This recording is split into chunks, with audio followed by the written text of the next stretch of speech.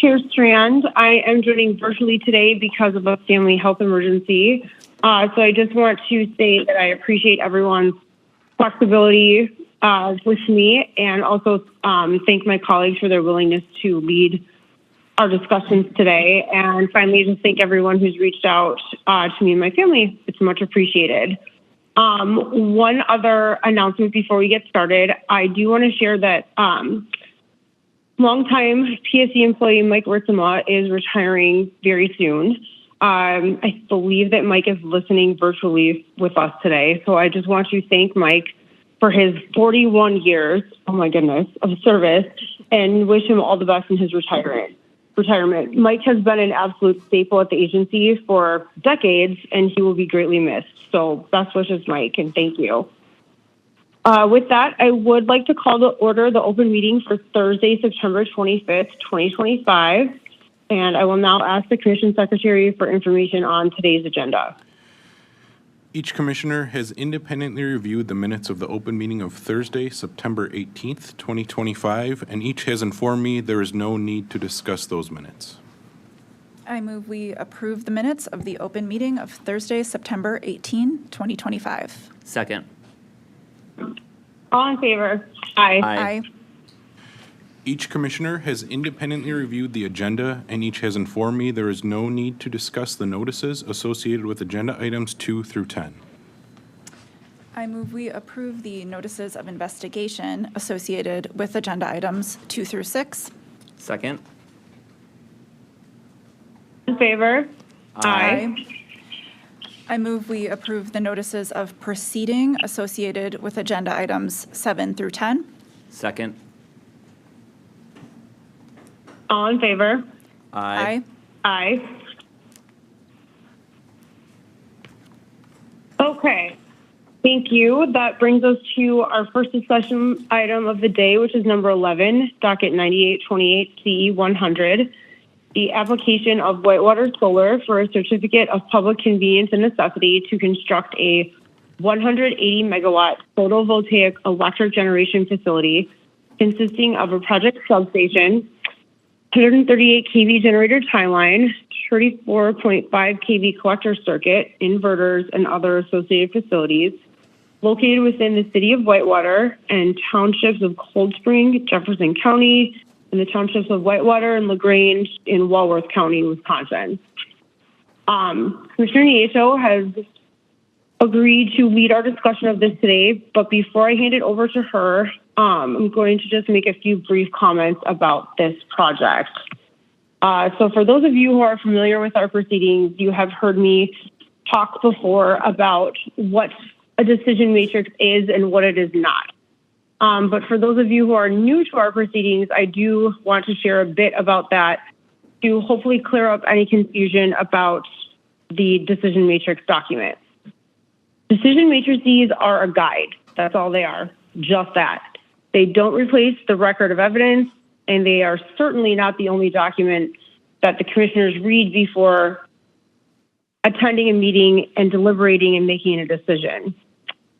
Obviously, as you heard our general counsel discuss, we don't prepare for these discussions with our fellow commissioners, but based on the conversations we've had on past decisions, I can absolutely say with the utmost confidence that all of us read way more than the decision matrix in preparing for these meetings. We review testimony, transcripts, maps, other evidence submitted, public comments, round and round. Sometimes we carry 300-pound binders around with us as well. So again, the decision matrix in any of these contested cases is used to frame the issues and point us to specific citations or parts of the record, but it does not replace the record. As you may see today, the decision matrix guides the discussion and is a helpful tool, but they are not required by statute or by rule. They're just merely something the commission began using a while back to better guide discussion and organize party positions in one spot. Not only is a decision matrix just a guide, but it is also imperfect. We've absolutely never had a perfect decision matrix. It would be impossible to include everything that each party wishes could be included. Honestly, the one that's before us in this docket right now has gotten incredibly unwieldy, and frankly, that does not help anyone involved, and I think it's likely to complicate our discussion today. So that's my 2 cents on the role of the decision matrix.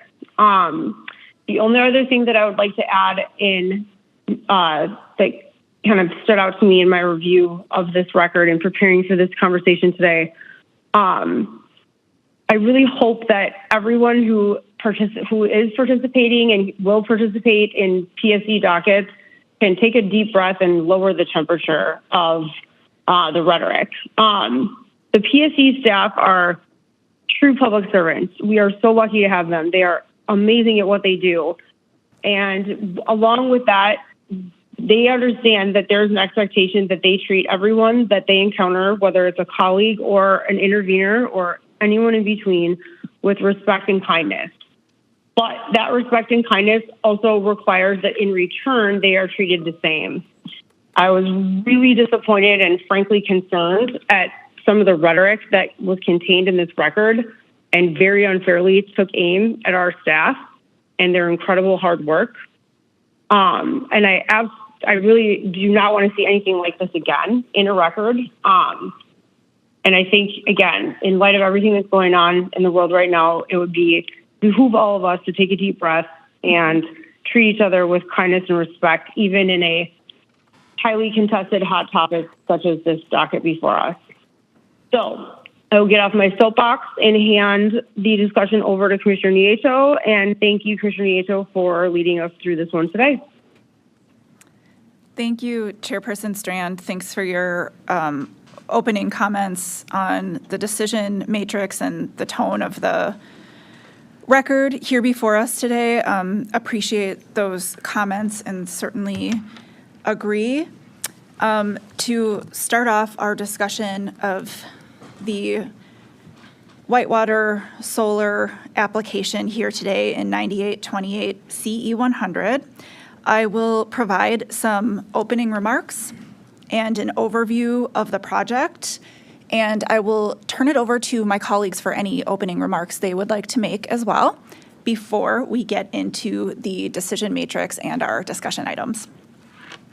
So first of all, as Chairperson Strand said, we have an applicant who is Whitewater Solar LLC requesting a CPCN to construct a solar power plant project. The proposed project is a 180 megawatt capacity alternating current photovoltaic solar energy generating facility in the city of Whitewater and the townships of Whitewater, Cold Spring, LaGrange, in Jefferson, and Walworth counties.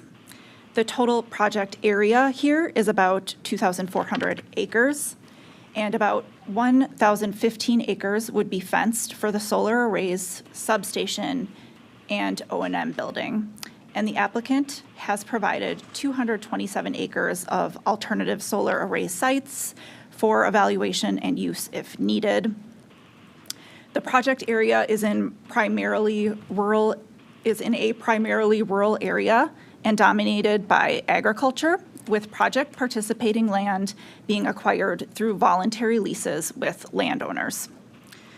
The project would be interconnected to the transmission grid through an existing substation owned by We Energies. The We Energies substation is located immediately to the east of the proposed project substation and would require a short 138 kV overhead line between the two substations. If approved, the anticipated in-service date is the first quarter of 2028. So, according to the developer, the anticipated life of the project is 30 years, with the possibility to further extend that. The proposed project is being developed by an independent power producer or merchant generator rather than a public utility. Merchant generators sell their electricity output at wholesale rather than selling it directly to retail customers. We've seen in many cases the merchant will at some point sell the project to a regulated utility in our state. The applicant has indicated and anticipated that will eventually happen here as well. A future sale or acquisition would be reviewed in a separate docketed proceeding, which would be called a buy-sell proceeding, and that would happen after that request to buy the facility was made or received here at the PSC. So there was some amount of discussion around the merchant plant status of this project and the potential for a possible future acquisition by We Energies and or WPS. As I stated, this is not an uncommon occurrence, as we've seen this development model frequently used over the years, particularly for solar power projects, because it is permissible under the state laws in Wisconsin. In fact, that model was partly subject of a lawsuit that was decided in this spring. The Wisconsin Court of Appeals, May 30, 2025 decision in the Town of Christiana versus Public Service Commission upheld that the PSC correctly classified the project as a wholesale merchant plant, which means that the project was exempt from meeting some CPCN requirements, including providing a need for the additional electric energy, or what's called a needs analysis, which we do with regulated public utility applications, including defending the project economics and evaluating alternative energy sources under the Wisconsin statutes. So the court affirmed that the later intended sale of that project to public utilities did not invalidate its classification as a wholesale merchant plant. The PSC's review was based solely on the applicant's status during the application and not on potential future transactions. As I said, the future sale of the project to a public utility involves a separate review of that transaction in a buy-sell docket to determine whether the utility would be allowed to purchase it. And that would be based on need, cost, and all of the factors that we're looking at here today as well. So today, we're reviewing an application by a merchant for a large solar project. And we have to make several specific determinations under the CPCN law in Wisconsin Statute 196.491.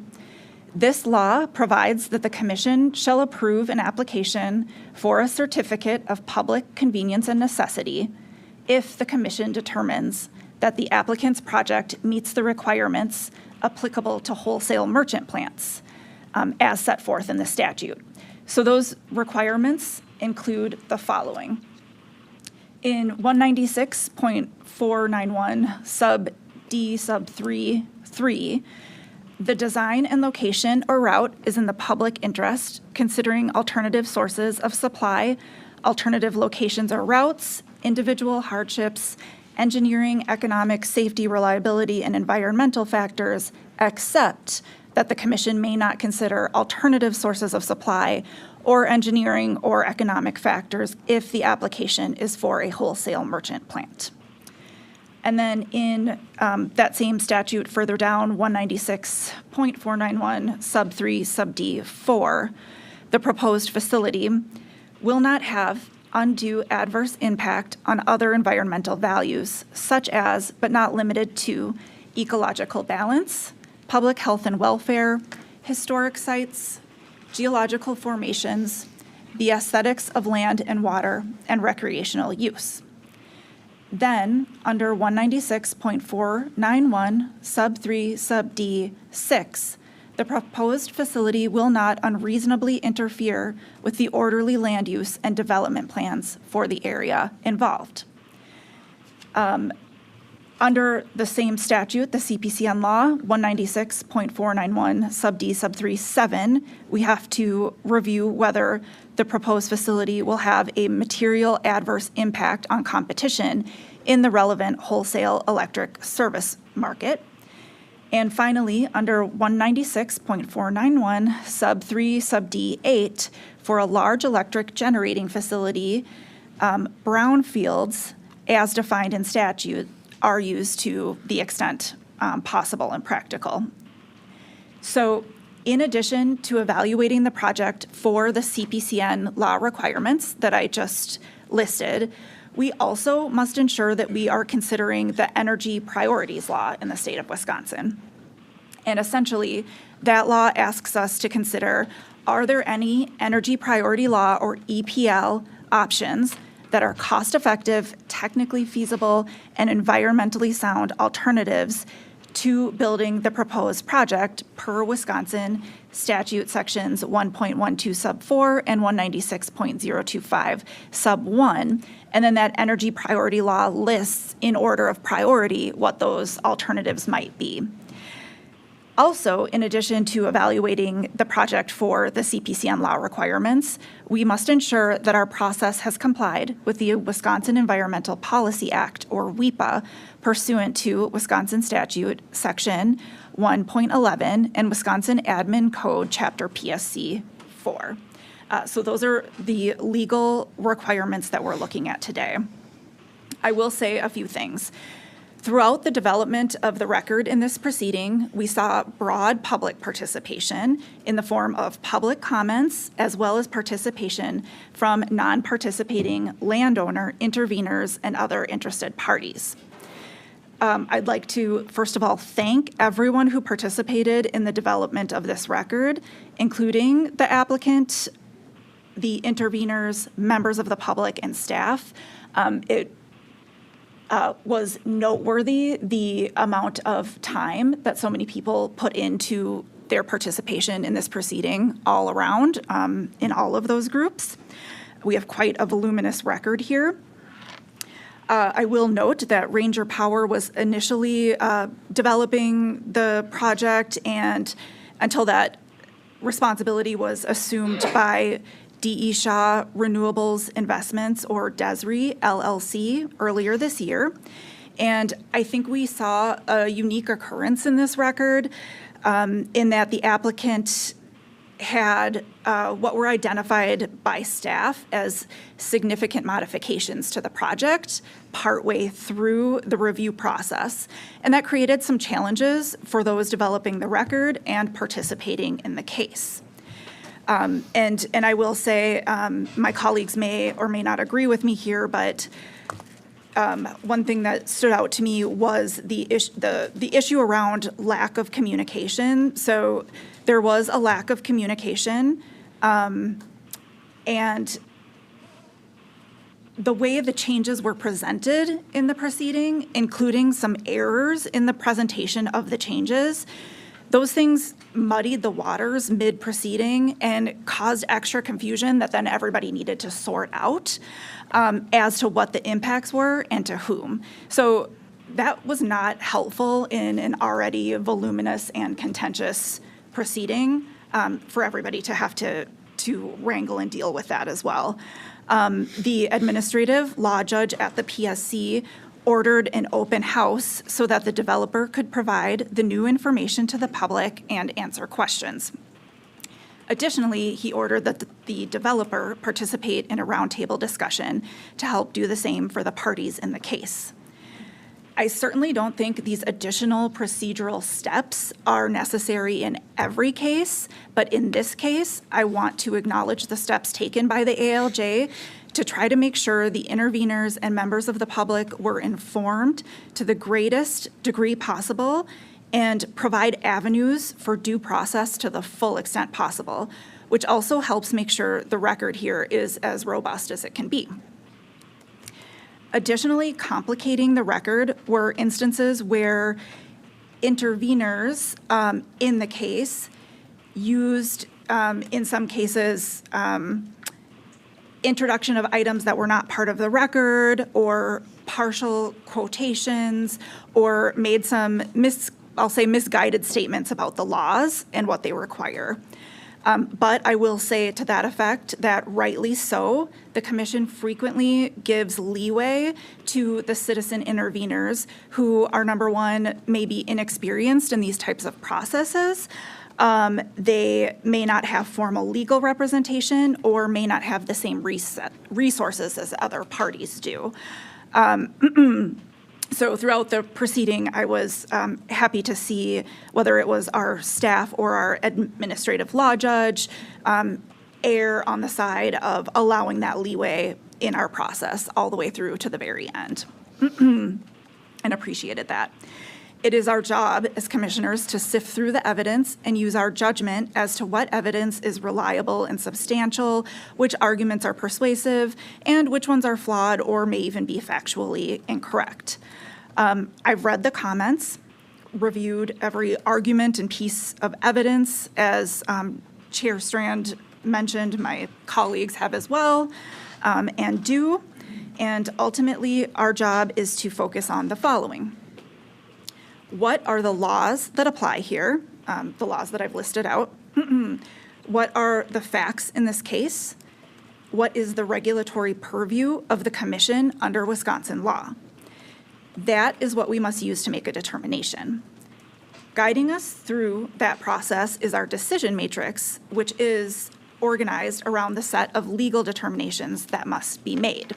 And again, that's like a table of contents to the voluminous documents that we have in the record here. I will say as well that the CPCN laws that are in effect in our state for merchant plants attempt to balance various individual or private interests with the broader public interest, and in many cases must even balance competing aspects of the public interest in order to ensure reliable access to energy for homes and businesses, to ensure safety and environmental responsibility, and to mitigate impacts to the human environment. At the end of the day, I found that this project is permittable per the requirements in the law, and I will vote for the approval of this application, but with conditions that we can get into as we work our way through the decision matrix.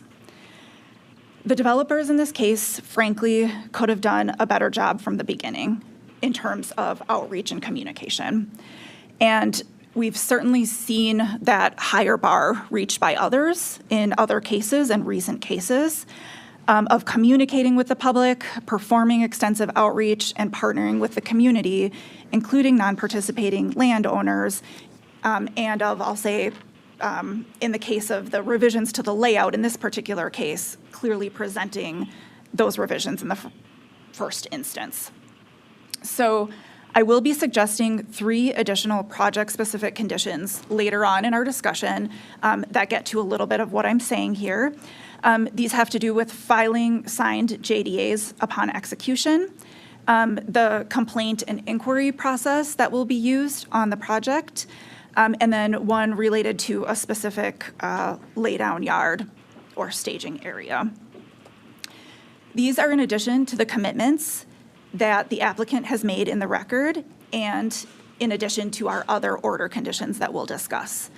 The 3 conditions I'm proposing are a bit more specific and stringent in some categories, for instance, the complaint category, than what has been ordered in previous solar projects, but they are by no means unheard of or unreasonable. I believe they provide added emphasis on accountability and our expectation that the developer work with the community going forward. I will have a handout on those 3 conditions when we get to the discussion of project-specific conditions. I will pause at this point to hand it over to my colleagues for any opening remarks they may have. Chairperson Strand?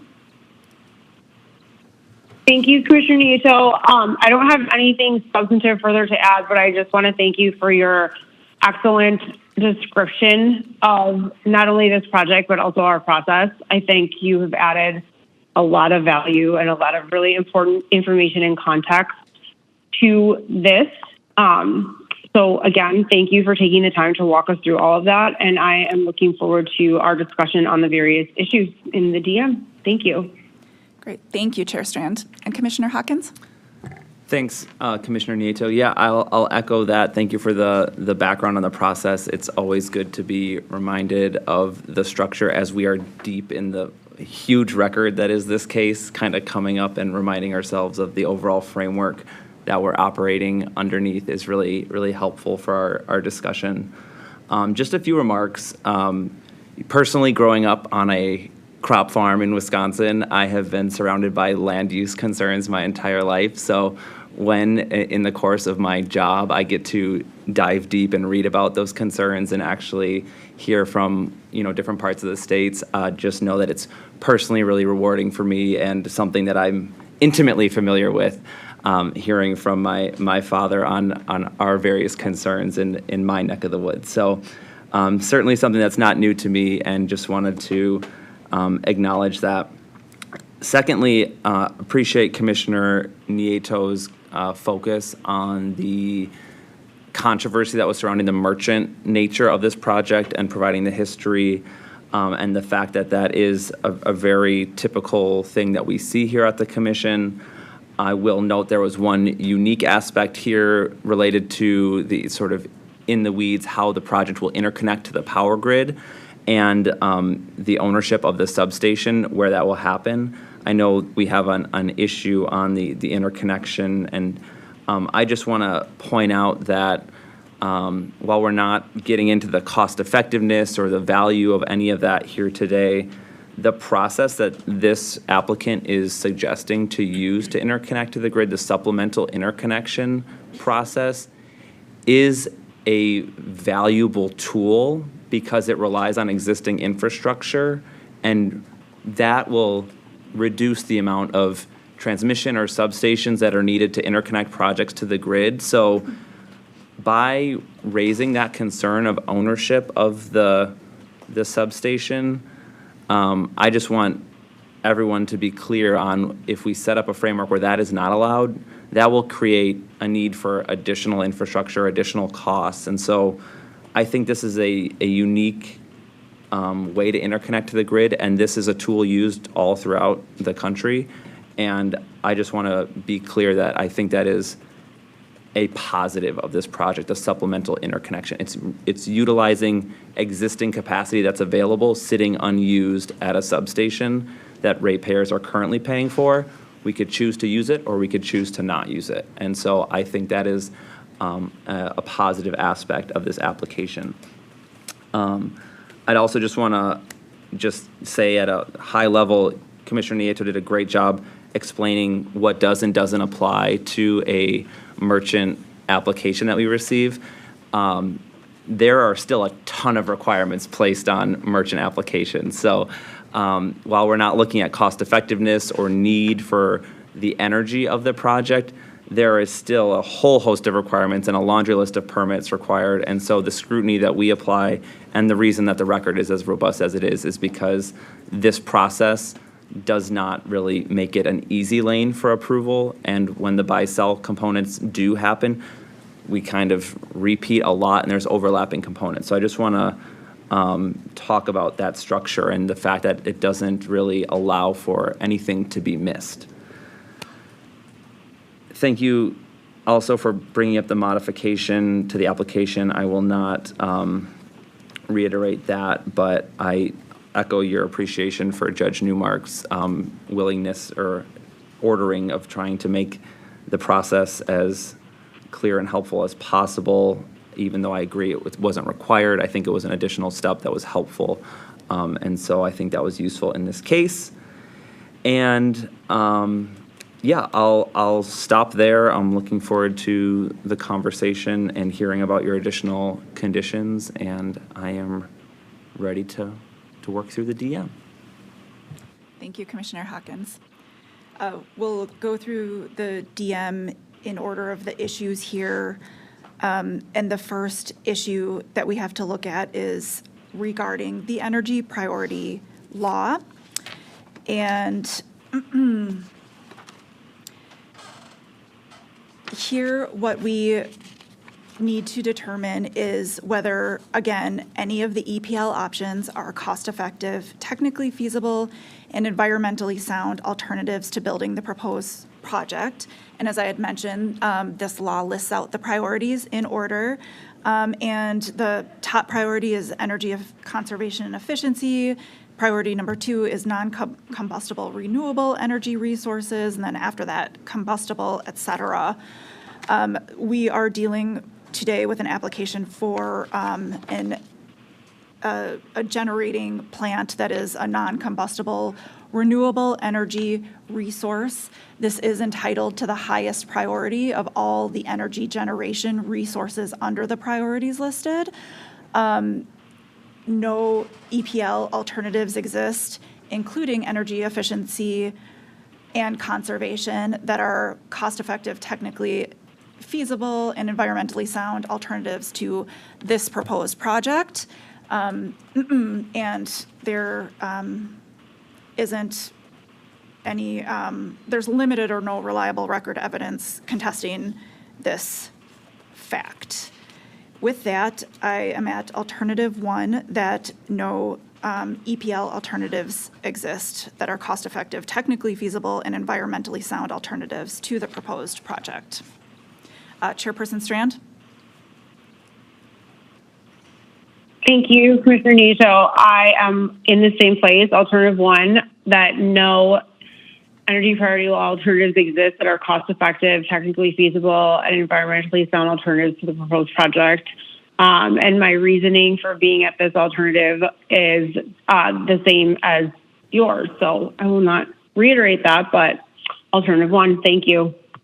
Thank you. And Commissioner Hawkins? Thanks. I am also at alternative 1 on issue 1, and just also wanted to note that for a merchant application, that doesn't fit necessarily as neatly as some of our other, the EPL doesn't fit. We have this issue with transmission lines as well, where the merchant developer doesn't have load that it serves, so energy conservation, you can't really consider these things one for one. So I think that goes into my reasoning on, is this a technically feasible, alternative? In my mind, no, because they have no load to serve. So with that one addition, that's it for my reasoning on alt 1. Thank you, Commissioner Hawkins, and thank you for adding that. That was an important part of my reasoning as well. Energy efficiency and conservation are incredibly important. It's difficult to apply that standard to a merchant generator here who doesn't have end-use customers. And we take that law into consideration in all decisions we make, whether or not it's a generator. All right, we have issue 2, which asks us, would the proposed project have a material adverse impact on competition in the relevant wholesale market under Wisconsin statute section 196.491 sub 3 sub D 7. Under this statute, the commission may only issue a CPCN for a project that will not have a material adverse impact.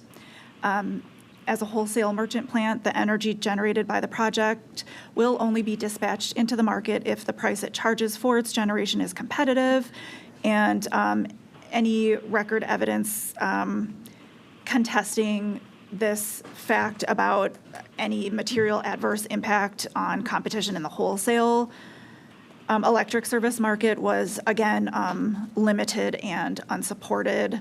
I was at alternative 1 for this one. Chairperson Strand? I was at alternative 1 for this one as well. I did not find that the proposed project would have a material adverse impact on competition in the relevant wholesale electric service market. Thank you. Thank you. Commissioner Hawkins? And I am at the same place, alternative 1, no adverse impact on competition in the wholesale market. Thank you. Issue number 3 asks, if approved, would the proposed project comply with Wisconsin statute section 196.491 sub 3 sub D 6 and not unreasonably interfere with the orderly land use and development plans for the area involved.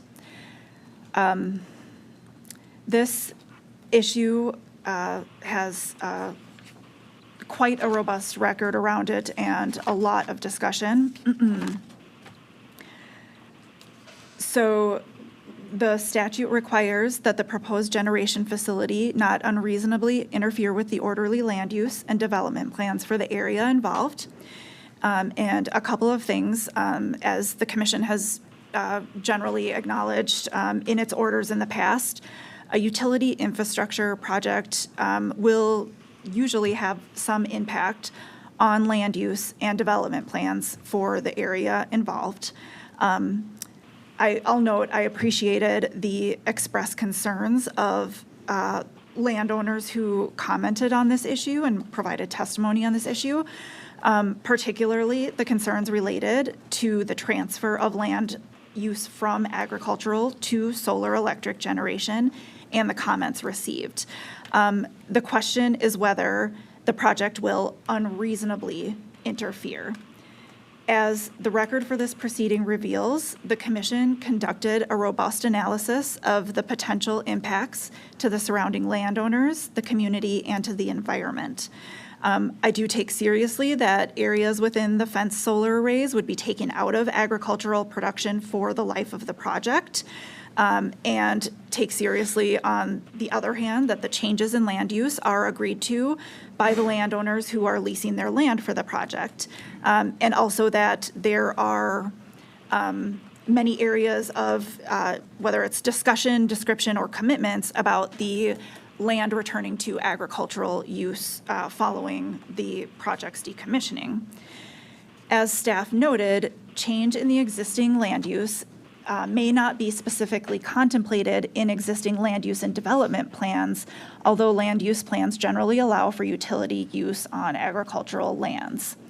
Again, here under the state's CPCN law framework, there is a weighing and contrasting of impacts, balancing not only the competing private interests of those for and against the project, but also weighing competing aspects of the broader public interest.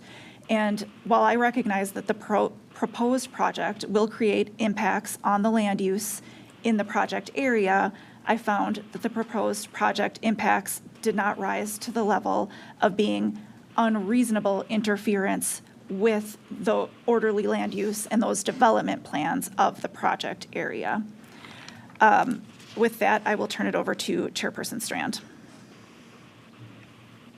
Thank you, Commissioner Nato. I was also at alternative one for this one, and I think you did a good job of describing kind of the importance of the word unreasonable and unreasonable interference. As you stated, Statute 186.491 sub 3 sub D 6 requires that a proposed generation facility not unreasonably interfere with the orderly land use and development plans for the area involved. I think it's safe to say that in general, a utility or wholesale merchant infrastructure project does have some impact on land use and development for plans in the area. But again, it's really our determination or incumbent on us to determine whether that is an unreasonable interference. Again, I think I can speak for us when I say that we take very seriously that in this project specifically, there is land that will be taken out of agricultural production for the duration of the project. But again, I think it's important for us to balance those concerns with the rights of individual landowners to decide how to use their properties in the manner that they choose. You both have done a very good job of differentiating in this docket between a public utility and a merchant developer. And a public utility is not what this applicant is. And therefore, the applicant as a merchant developer does not possess statutory eminent domain authority. So it is their responsibility to secure long-term lease agreements with landowners in the project area to acquire property for the construction of this generation facility. Those changes to land use are agreed upon by the landowners who have signed leases with the applicant in order to make their land available for the project. And I think also it's important to note that after decommissioning of the project, it's possible that the land may return to a similar use as its current use. So for those reasons, I don't believe that this project unreasonably interferes with the orderly land use and development plans, similar to where Commissioner Nieto was. And so I'm, again, at alternative one for this. Thank you. Thank you, Chairperson Strand. Commissioner Hawkins? Thanks. I'm at the same place as my colleagues here. I'm at alternative one. The record in my reading of it did not indicate an unreasonable interference with orderly land use and development plans. As you noted, electric and utility infrastructure is a generally permitted use on agricultural lands, and solar can be thought of as a long-term temporary land use change. And the overall percentage of agricultural land in these counties that this project represents is a fraction of a percent. And so I know something that the commission can consider is cumulative impacts when it comes to land use. This is a very small percentage. I think it was like 0.3% or 0.03% of ag land in the counties. And so I would expect going forward that the commission kind of work on a more standard way to develop how we look at that cumulative impact and land use. And so that's certainly not an issue in this case, and all the parties, there was discussion of those cumulative impacts, have had an opportunity to talk about that, and that was discussed in the record. But just something thinking about more long-term from the commission, we might want to consider a framework for how we look at that total impact or total land use impact. So that was one piece of my determination. And then just echoing what Chair Strand said about how merchant projects are developed. These are landowners making decisions on their properties and what to do with their land, subject to restraints and siting requirements that we have here at the commission. So for all those reasons, I was at Alt 1, and I'll end there. Thank you, Commissioner Hawkins. I appreciate your comments about kind of a standardized look at that percentage calculation and some of those cumulative impacts as well. Issue 4 today is, has Whitewater Solar considered the use of brownfield sites to the extent practicable as required by Wisconsin statute, section 196.491, sub 3, sub D, 8. At this issue, I am at alternative 1, that the applicant has considered the use and that no existing brownfield sites meet the siting criteria for the proposed project. This statutory criteria that we have to look at provides that the generation project has to be sited in a brownfield area to the extent practicable. The project area and arrays require thousands of acres of developable land in close proximity to existing transmission facilities, and fewer than 10, 25 to 100 acre sites were identified, scattered across Walworth and Jefferson counties. There are no brownfield sites identified in Wisconsin that would have adequate area available or that meet those siting requirements for the project. Chairperson Strand? Thank you. I was also at alternative 1 for this one. The applicant has considered the use of brownfield sites to the extent practicable, and no existing brownfield sites meet the siting criteria for the proposed project. Again, I think as noted in the EA, existing brownfields in Wisconsin were reviewed as part of the planning, siting, and application review process as required, and that review demonstrated that there are no brownfields in Wisconsin that have adequate area available for the proposed project. So for those reasons, I was at alternative 1. Thank you. Thank you. And Commissioner Hawkins? Thanks. I was in the same place. There was no brownfield identified that had the spatial needs of the project, and another component of practicability would be the ability of a developer to find a cost-effective or a profitable way to pursue a brownfield, and that wasn't shown in this case either. So there's a couple factors that go into what type of brownfield could serve the needs of the project, and for those reasons, I was at alternative 1. Thank you.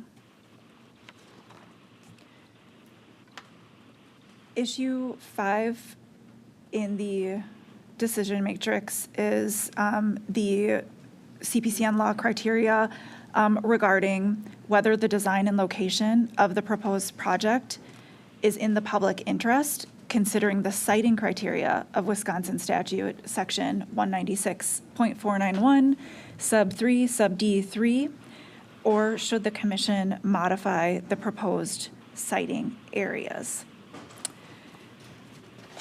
Another area of significant discussion and significant record evidence here. I will note with regard to the issue that there was quite a bit of discussion in the record about the Ice Age Trail, the Kettle Moraine State Forest, and I appreciated that discussion and evidence being brought into the record. I think I did not find substantive or reliable evidence of harm coming to these specific areas due to the project. And I do acknowledge that these are important and precious areas to us as a state, but couldn't find reliable or beyond speculative evidence supporting a position that they would be harmed in any way by this project, or that this project siting was in conflict with any specific legal requirement related to these areas. So that's something that I wanted to note. I will note with regard to this issue as well that we have a number of proposed and alternative solar array sites here. And we have to determine whether all or some of those meet the siting criteria. A lot of discussion of particular areas of the primary arrays, a lot of discussion of whether or not all of the alternative arrays could be used. And I found all of that discussion helpful as well, including what I discussed in the outset of our meeting as the revisions to the project layout were introduced. I found it very helpful, particularly I think at the party hearing, the walkthrough of those changes, and then the questions and answers regarding those changes, the look at the maps, the revisions to the map, to have a full and complete, updated, revised understanding of those sites in our record here today. For me, I was at alternative 1, that the proposed and alternative sites meet the siting criteria. And again, when we talk about specific conditions, a little bit of nuance around some of that. I'll say specifically, for me, around the general expectation that the developer continue to work with the community. And there was discussion at the hearing about how the developer iterates on final project design, and the design that we have, the maps that we have, once the process would begin, those are subject to refinement and iterative final designs, and the developer is working with community members. And I'll be expressing and reiterating my general expectation that collaborative work proceed and that those discussions proceed. Particularly, I would just note with regard to a couple of properties where the revisions came closer to the residences than the original had, and there was some confusion about that with the initial maps and description that was provided. And I can see, examining the maps, the difference between the original and the revised, and those properties in which the arrays do come closer. I think those are examples, among others, of areas where the developer would continue to discuss and work with those property owners, whether it's on that iterative final design that they described, whether it's on vegetative screening, or any other questions or discussions that come up through the process. But with that, I did not find that any of the primary or alternative arrays were not permittable under our process. Chairperson Strand? Thank you, and thank you for that good explanation of not only this issue, but also your reasoning and justification for your position. I was in the same place. I was at alternative 1 for the same reasons that you were. I think the only thing I want to echo on this is just that my expectations that communications with communities and landowners continue. They need to be constructive. They need to be productive. You did a great job of explaining how they're not done. And so I think just putting our marker in the ground that we expect those positive or constructive communications to continue is important to say out loud as part of this proceeding and deliberation.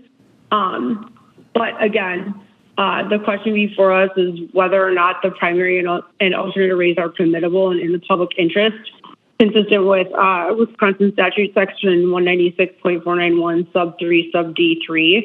And my answer here is yes, all of the proposed alternatives and solar array sites meet the siting criteria of that specific section. So, one, thank you. Thank you, Chairperson Strand. And Commissioner Hawkins? Thanks to you both for providing your thoughts there. I'm at the same place at alternative 1 that all of the primary and alternative sites meet the siting criteria.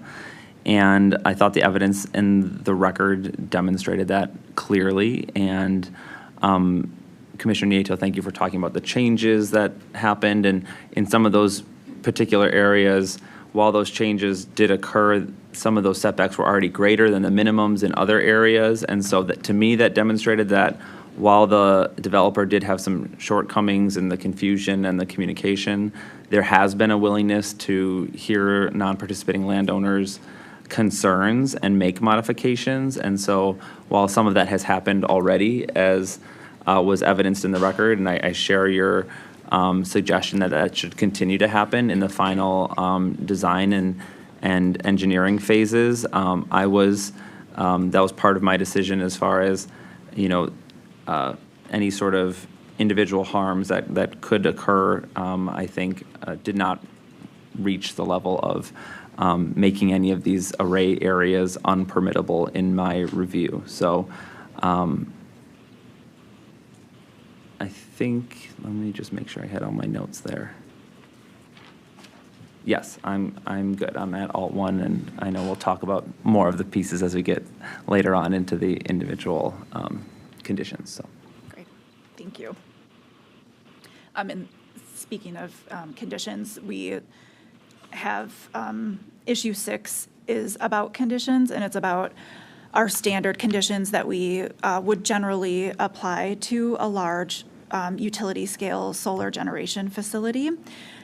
We have several standard conditions that we do apply in our orders, and the question that we're discussing here is whether to apply all of those, some of those, or whether to make changes to those.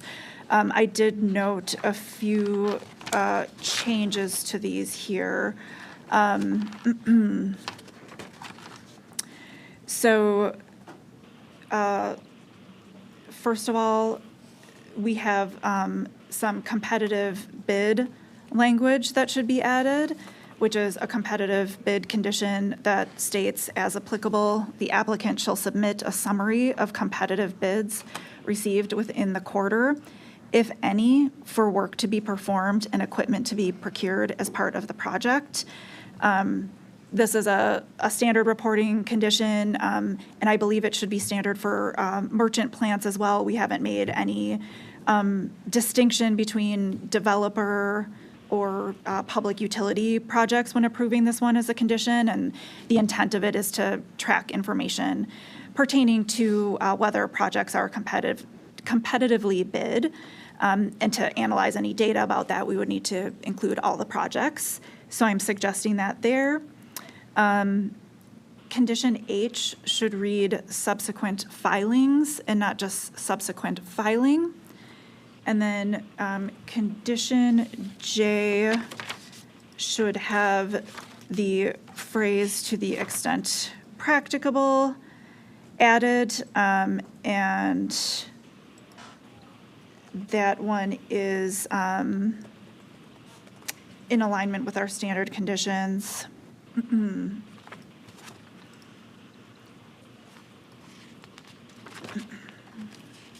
moment, please. Trying to flip back to beginning here.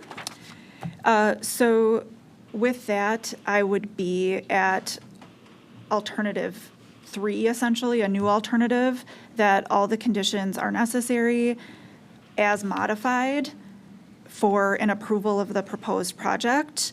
And curious to know whether my colleagues found any other modifications or if they'd agree with my competitive bid addition here as well. Chairperson Strand? Thank you, Commissioner Nieto. I appreciate you catching those 3 changes. I am supportive of all 3 of them and just want to note that all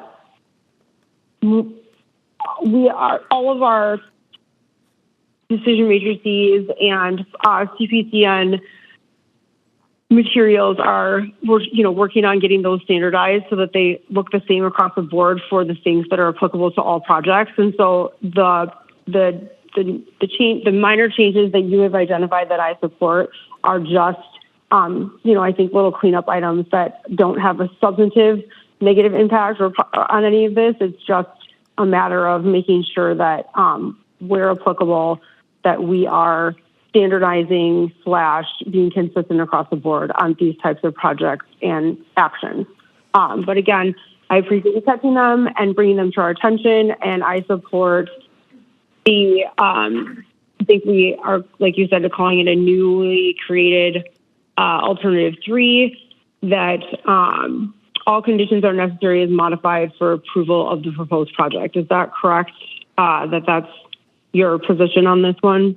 Yes. Thank you, Chairperson Strand. Okay, great. I'm there too. Thank you. Great. And Commissioner Hawkins? Thanks. I agree with some of the changes. I don't think I'm supportive of the competitive bid condition being a standard condition for merchant-developed projects. My thinking there is their whole business model is competition, and they have an inherent incentive to increase revenues and be profitable, and the whole reason we have merchant development is that competitive pressure aspect. And so requiring information on competitive bids of competitive developers, I think, is redundant.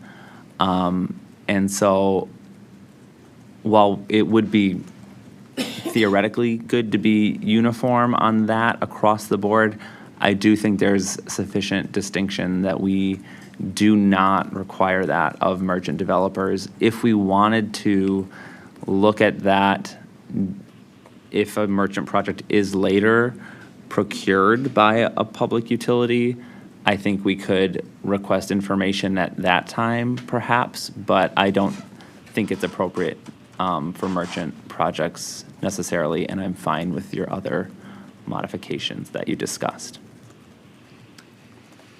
Thank you. I'm thinking a little bit about what you're saying about the competitive bids here, and clearly the information on competitive bids comes into play in our analysis of regulated public utility costs and activities, and we're not doing some of that cost analysis here, and part of that is built into the law for the reasons that you're expressing around the competitive nature of these.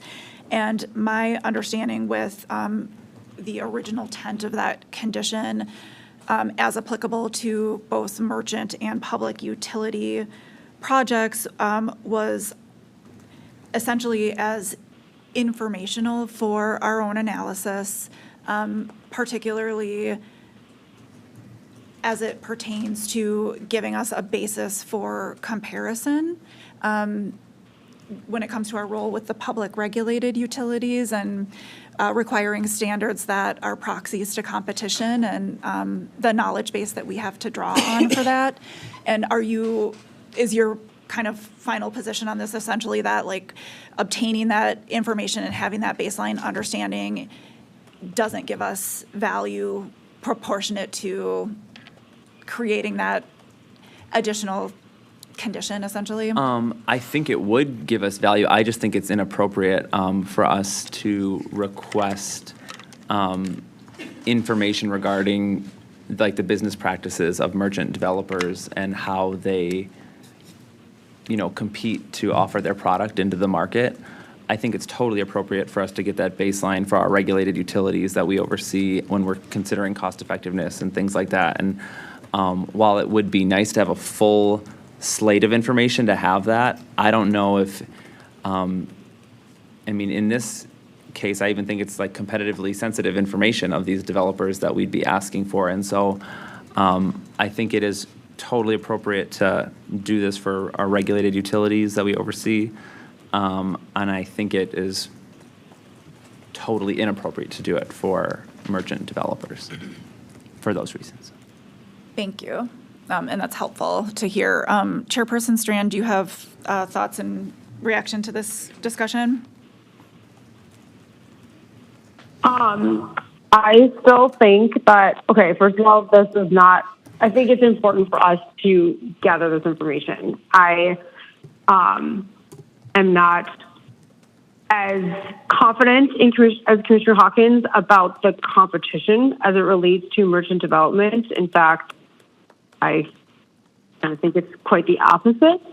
But again, this is not, to me, a hardship on this developer, nor is it, potentially going to disclose trade secrets. I mean, we're already going to ask them to tell us about certain other types of business practices. And again, I don't think this is overly problematic. I think that, just to be clear, because I know we talked a little bit about the overall position on this one, just in terms of all the conditions as modified, but how do we feel about, or did you already say this, making this one as applicable or practicable? Because it's possible that there isn't necessarily, because we are not requiring them to solicit competitive bids on every division of work. I think we usually try to just couch this a little bit.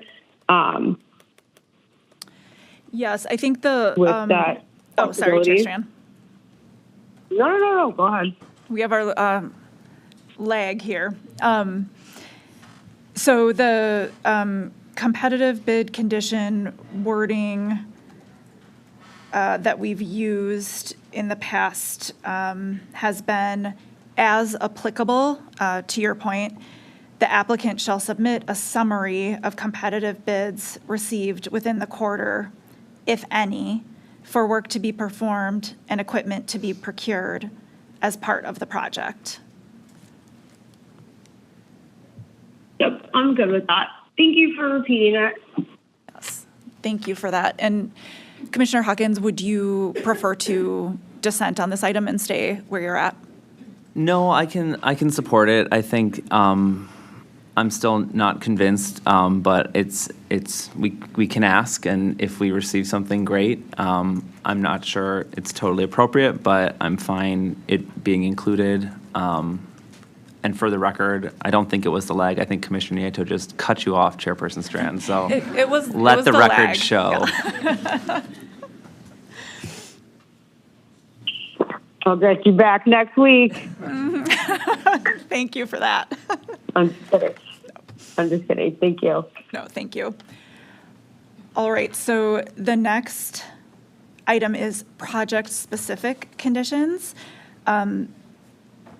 Talked a little bit about this in the opening discussion here, but we do have a number of project-specific conditions that have been suggested in the record. I had a few project-specific conditions as well. So we'll start with issue 7A, which is a project-specific condition pertaining to vegetation density progress reports, and whether that's reasonable to impose as a condition of approval.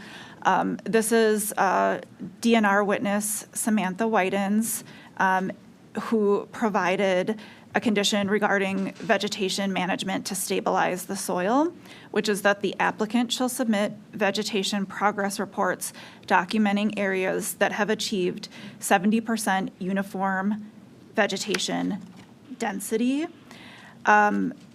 I appreciate the applicant agreeing to this condition voluntarily and note the importance that when you have large areas where soil is being disturbed, soil stabilization efforts are crucial to minimize runoff and erosion at the site, and that minimizes impacts to the future use of the land and impacts to neighboring landowners, wetlands, waterways. All of these things are key protections in my mind to not only protecting, but even potentially improving water quality to some of the evidence that we saw. Solar generators in general don't have some of the same environmental impacts as other energy generation projects do, and in a lot of regards have fewer environmental impacts than other energy generation types do. But one of the main impacts they do have have to do with soil disturbance and the results of that. And so I, again, appreciate the applicant being in agreement and strongly support this one. And I'm at Alt 1 that 7A is necessary for the approval. Chairperson Strand? Thank you. I think you raised excellent points. I was slightly on the fence, but I'm definitely good with this now, so I can join you at Alt 1 for this. Thank you. Thank you. And Commissioner Hawkins? I also support this condition 7A being included as a part of our approval. Great. Thank you. Thanks to you both. And along similar lines is 7B, is the project-specific winter stabilization plan condition proposed by DNR reasonable to impose as a condition of approval? This is also witness Whitens, who is providing a suggested requirement to stabilize soil during winter conditions and essentially submit a plan around that. The applicant shall submit a site-specific winter stabilization plan with the stormwater pollution prevention plan that it includes, that includes measures to stabilize bare soils during winter conditions. Again, appreciate the applicant's lack of objection on this one, willingness to do this. Again, I do think the witness and commission are aware of instances where soils have been inadequately stabilized in the winter, leading to runoff and erosion as snow melts or ground thaws. And I appreciate the witness in this case adding a description of what the plan would entail, describing the limited burden that attaching this plan to the existing plan entails, and again, appreciate the applicant's willingness to provide this and support this condition. So I'm at alternative 1. Chairperson Strand? Thank you. I will start by saying that in prior solar construction dockets, I actually have not supported similar stabilization conditions, mostly due to the lack of evidence and the project-specific justification for such planning. So usually my opposition to these is that such a condition could increase project costs and negatively affect the schedule without enough of a benefit to outweigh that cost and delay. But I think that in this proceeding, to your point, that our DNR witness offered more clear direction of the expectations of the plan. And that definitely raised my comfort level and made it was helpful to me as I was reviewing this condition and its impacts. So in consideration of that, and also based on some of the things that you said, I am at alternative 1 on this one. Thank you. Thank you for that. And Commissioner Hawkins? Thanks. I'm in the same place. I agree that the additional information provided by the DNR witness was really helpful on this one, and I'm glad, Commissioner Nieto, you mentioned the information the Commission has received regarding times when this lack of stabilization has been problematic and caused issues. And so for me, that is a motivator to include this condition as part of approval. So I am at alternative 1. Thank you. Thanks to you both on those. And we move to 7C, which gathers a number of project-specific environmental resource conditions related to wetlands and waterways that were proposed and provided by DNR witness Jerry Rodermarker as part of the record here. There is, number one, I'll note again, no objection on the part of the applicant to any specific aspect of this, which I appreciated as well, and agree with the DNR and with commission staff that protecting bodies of water and wetland is in the public interest. We've ordered these conditions in the past, and it is worth noting, I believe as Commissioner Hawkins, part of what he noted at the beginning of our discussion as well, that the applicant must also receive several permits from the DNR, including wetland permits as part of the overall approval process for a project like this. That all said, I was at alternative 1 requiring condition 7C. Chairperson Strand? Thank you. I was also at alt 1 that this condition is necessary for approval. I think, like you said, the items that are outlined in this issue are consistent with conditions that have been included in recent construction dockets, and I think they're necessary and help, wetland protection, which is in the public interest, like you said. So, alt 1, thank you.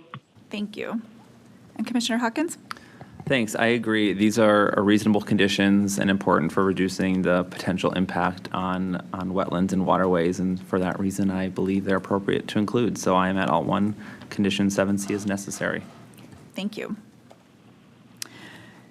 In issue 7D, we have a project-specific condition pertaining to DNR land. This was proposed by the DNR as a condition of approval. This is to ensure the ordered project is buildable in its configuration.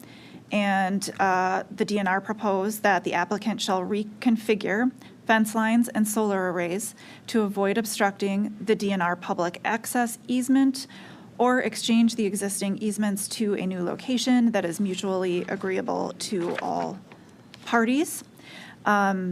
So the DNR identified this potential issue where the project crosses two DNR easements. The applicant has had conversations with the DNR regarding exchanging these easements with a new single easement, but there are no specific details of the easement provided. Additionally, an easement exchange agreement has not been provided for the DNR for review and approval. And since this issue has not been resolved, the DNR recommends the commission consider this order point. So I would be at alternative 1 that condition 7C is necessary for approval of the proposed project. Chairperson Strand? Thank you. I am in the same spot. Thank you. And Commissioner Hawkins? Same here for 7D, I believe is what you intended to say. Yes. I do believe that this is necessary for approval. There are already commitments in the record that the applicant will work with DNR to make sure that there is a space for this easement to continue, which I think is important. So appreciate the willingness for that to happen. And I think this is a great way that we just ensure and have some teeth in making sure that continues to happen. So I am supportive. Great, thank you. Thank you for hearing 7D over the lag. Yes. I appreciate that. Okay. So 7E. This is a project-specific fencing condition proposed by DNR, and we are reviewing whether it's reasonable to impose this as a condition. This is DNR witness Stacy Rowe suggesting a requirement related to fencing, and witness Rowe's suggestion would allow small animals, including turtles, to move in and out of the arrays during the operational phase of the proposed project. Bottom apertures of all project fences around solar arrays must be a minimum of 8 inches high by 12 inches wide. I will note that the text of the order condition as proposed contains a typographical error. The word shall should be added before the word be. I think as I read that out loud, I naturally added the word must. So we have bottom apertures of all project fences around solar array areas shall be a minimum of 8 inches high by 12 inches wide. With that very minor typographical modification, I was at alternative 2, that this condition as modified is necessary for approval, and appreciate the DNR suggesting this condition that would better allow for the movement of small animals. Chairperson Strand? Thank you. So I have gone back and forth on project-specific fencing conditions on previous projects, but I do appreciate that there is general agreement on this condition here, and it's not as contentious as it has been in previous dockets. And I do agree that it's important, especially where there is this type of agreement and negotiation, to help facilitate the movement of smaller wildlife species throughout the project area. So for those reasons, I will join you at alt 2 with that minor modification that you noted. Thank you. Thank you. And Commissioner Hawkins? Thanks. I'm in the same place, alt 2, for similar reasons that Chair Strand just raised, and appreciate her mentioning the contentious nature of this sometimes, and it's almost been a record unto its own in the past. And this one, there is general agreement, and I appreciate that the parties have worked together, and that we can have this and allow the wildlife to move through the project area. Thank you. 7F is a project-specific condition pertaining to vegetative screening proposed by Commission staff. Commission staff witness Emily Thompson provided the following suggested requirements. There was, of course, quite a bit of discussion throughout the record on vegetative screening to alleviate visual impacts to landowners from the project. The condition reads, the applicant shall work with interested non-participating landowners that have residences that are adjacent to solar panel arrays on one or more sides of their property to create and maintain visual buffers and vegetative screening in order to mitigate visual impacts to the extent reasonable and not otherwise impede solar operations or access to sunlight. The applicant has also noted, and it was discussed throughout the record, that there are some proposed joint development agreements in the record here, and these JDAs also have provisions in them addressing vegetative screening options for non-participating landowners. Those agreements are not yet signed and executed, but regardless whether the vegetative screening, kind of whether it's the menu of options or the agreement is appearing in the JDAs, I would require this as a commission order condition here. And I'd be at alternative 1 that 7F is necessary for the approval of the proposed project. Just noting a couple of things.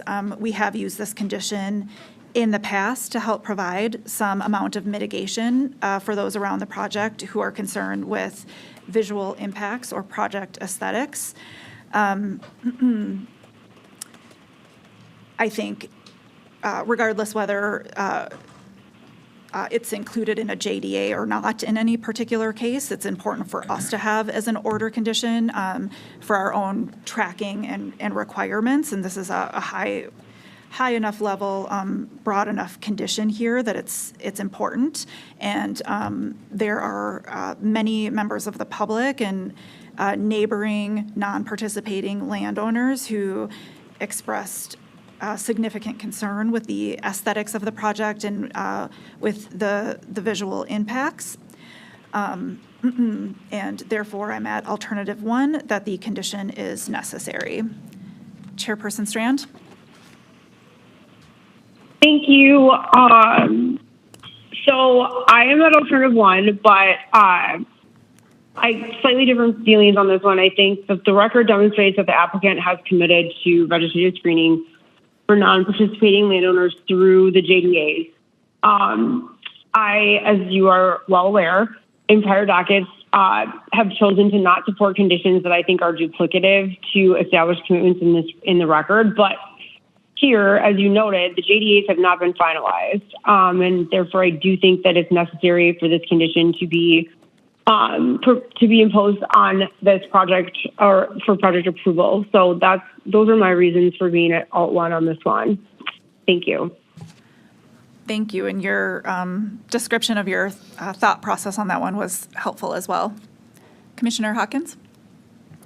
Thanks. I am also at Alt 1 for a similar reason. I think because we don't have control of when those JDAs may be executed or what their final form might look like, I think it's important that we pull this out, make it an order condition to protect the non-participating landowners, to ensure that they have this as part of the order granting approval of the project, that this vegetative screening effort, although as Chair Strand mentioned, has been committed to by the applicant, and we have another condition that holds them to all of their commitments.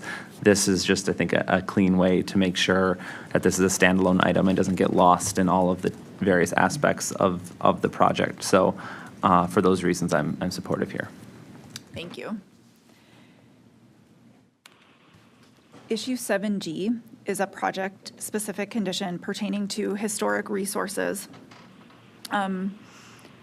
This is proposed by applicant witness Jennifer Cam, who is suggesting requirements to protect archaeological resources.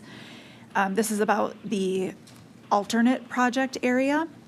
And so it reads, if the applicant determines that the project must use portions of the alternate project area that have medium to high potential for unrecorded archaeological sites and for which field investigation is uncompleted because these areas are used for sod production, the applicant shall A, notify the commission of its intent to use this alternate project area, B, complete the required archaeological field investigations, and C, provide the resulting report to the commission before commencing construction within the identified alternate project area.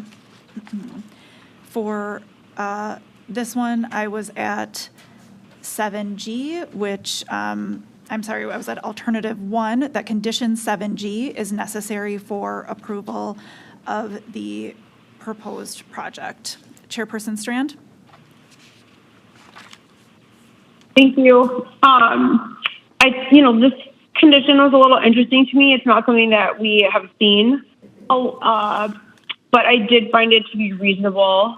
So for those reasons, I can join you at Alt 1. Thank you. Thank you. And Commissioner Hawkins?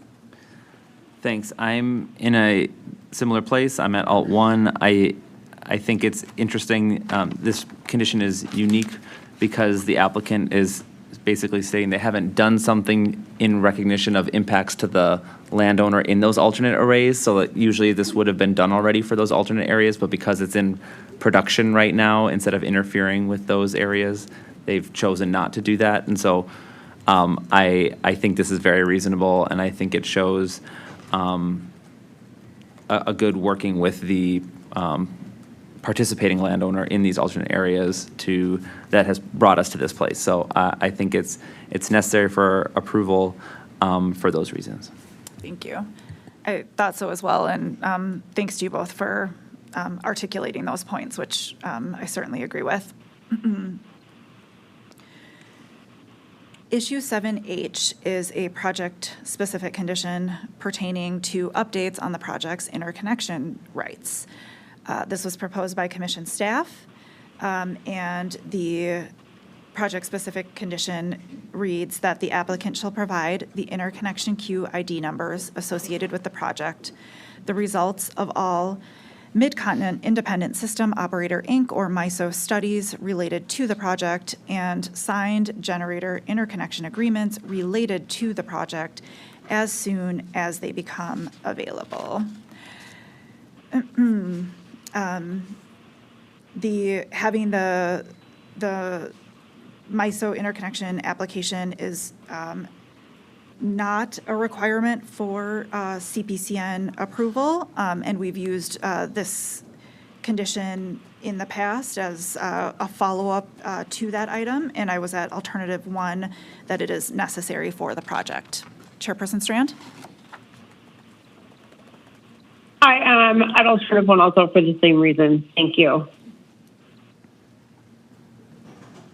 And I'm at the same place, and as I mentioned earlier, this is not the typical type of interconnection process that's overseen by MISO, which is very complex and time-consuming, and this is a faster way to interconnect at a cheaper way of doing so. And so I think the information that the commission receives from this condition will be really useful for those reasons as a comparison point between the typical information we receive from the interconnection queue and the GIA process and this supplemental interconnection process. So I'm looking forward to reviewing what we receive from this condition.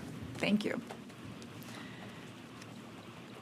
And we'll move to 7I, which is a project-specific condition proposed by intervener LaSalle,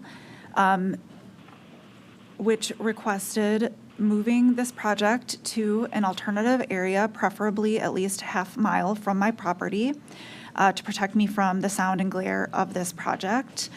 And then some detail that in supplemental direct, intervener LaSalle specifically requested removing panels from primary areas 1 and 5 and utilizing alternative areas 1, 2, 3, and 4. Right. For this one, for the same reasons that I discussed under the approval of the primary and alternate arrays in our discussion of siting, I found that 7I is not necessary for the approval of the project. That's alternative 3. The setbacks from the LaSalle property are farther back than setbacks we've seen provided in other cases, as we've mentioned. These are some setbacks that increase in distance following the project revisions.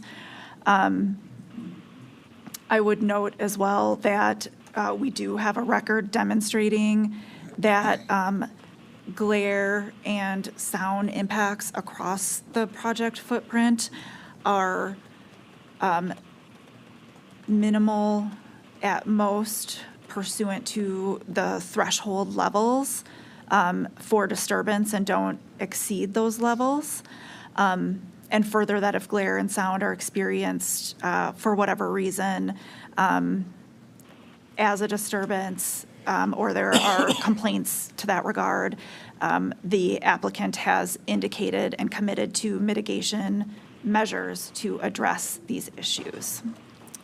Chairperson Strand? Thank you. I was also at alternative 3 on this one. I found that the record sufficiently addressed many issues related to glare and noise. And consistent with some of our earlier discussions today, I think it's appropriate to support the applicant working with and communicating with the specific intervener, even potentially to develop or establish a good neighbor agreement or other accommodations. But I don't find sufficient evidence in the record to direct the applicant to entirely remove those 2 site arrays. So for those reasons, I'm at alternative 3 with you. Thank you. Thank you. And Commissioner Hawkins? Thanks. I am in a similar place at alternative 3. I do not think this condition is necessary. I think fully supporting this condition would unreasonably interfere with the participating landowner's rights to use their land, the requested amount of setback or just decision not to use it would provide this intervener unreasonable control over another landowner's rights to use their property. There was also not sufficient evidence for me in the record to support this request from the sound or glare impact. The studies clearly demonstrated that the sound impact would be imperceptible and the glare impact would be minimal, if any. And I appreciate Commissioner Nieto raising the backstop. If there were something and the studies were, for whatever reason, inaccurate, there are protections built into the process, which I find comforting. So for those reasons, I think that this request is not necessary for approval. So I'm at Alt 3. Thank you. Issue 7J is a project-specific condition proposed by intervener Wade Tillett and asks whether it's reasonable to impose this as a condition of approval for a CPCN. This is regarding, first of all, larger setbacks.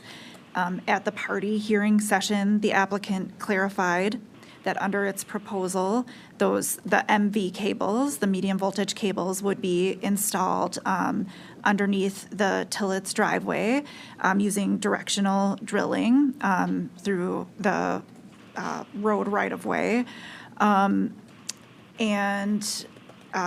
Intervener Tillett testified that the proposed solar arrays around his house to the south, southeast, southwest, east, and northwest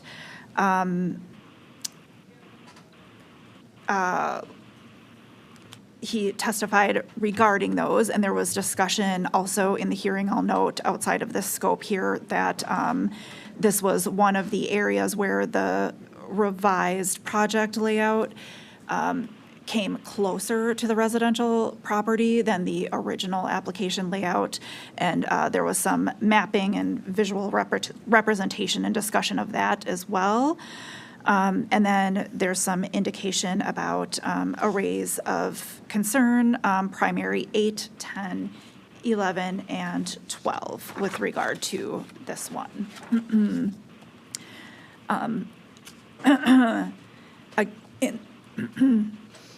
Excuse me. In this case, just a couple of notes I'll say as well. I was at alternative 3 here, that this condition isn't necessary for the approval of the proposed project under the CPCN laws. I will have a condition a little bit later on, a project-specific condition about the lay-down yard again, and a commitment discussion that was made during the hearing. But I will note that the setbacks in this case also already exceed 175 feet from the home. And these are farther back setbacks than some of what we've seen in other solar cases previously, and kind of minimum setbacks.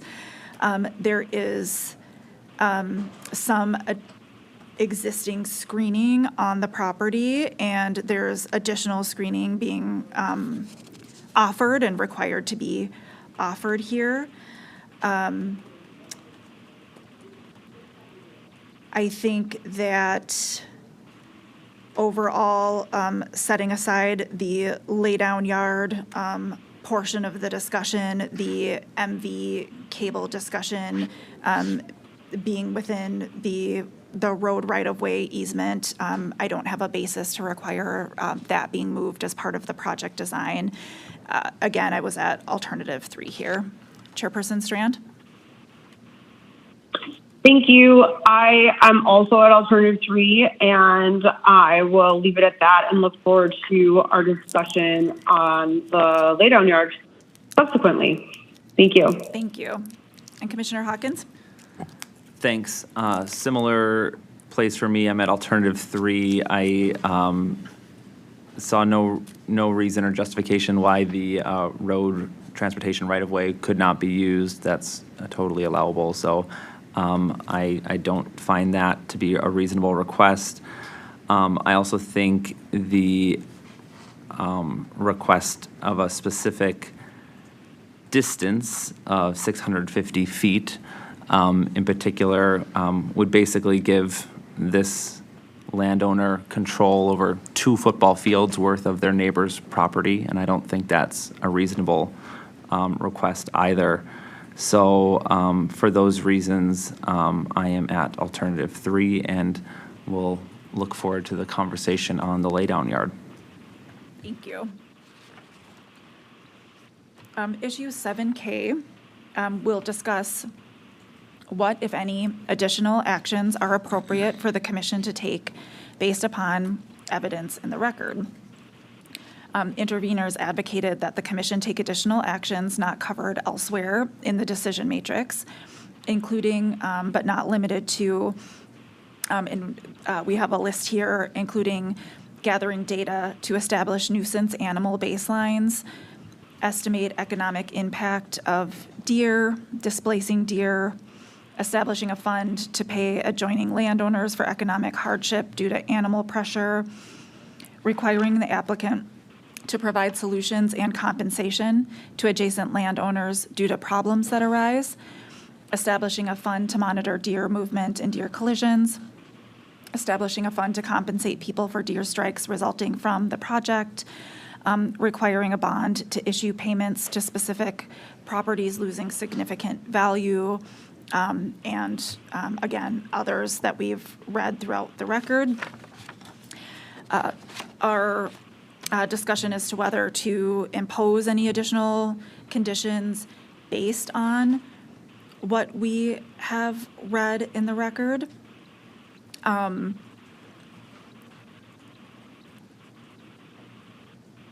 For this one, which I'll differentiate from the next issue that we'll take up, which is where I'll introduce a few additional conditions.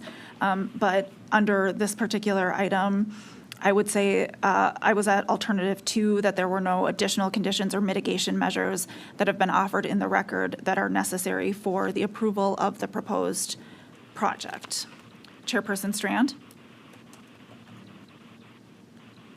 I was also at alternative 2 on this one. Thank you. Commissioner Hawkins? For this one, I'll just acknowledge that I continue to earn credits towards my zoology degree, that various cases before us have brought substantial evidence on wildlife, and I think the conditions contemplated here related to impacts to animals and their movement, I thought there was good back and forth in data requests that demonstrate the types of species that could be impacted versus those that would be able to handle this type of land use change relatively easily. And so I took comfort in that. I also am, we've been consistent that the commission cannot require good neighbor agreements that would inherently give non-participating landowners veto authority over projects. If we order that something has to be done between 2 parties that we are not a part of, that is just not workable. So we've seen that request before. I maintain that that is something we should and could not ever require. And for those reasons, I'm at alternative 2. Thank you. Under issue 7L, we'll discuss whether there are any other project-specific conditions or modifications proposed in the record that the commission wishes to adopt. And there are notes that public comments received into the record provided a range of feedback, including support for the project, as well as concerns and potential impact issues.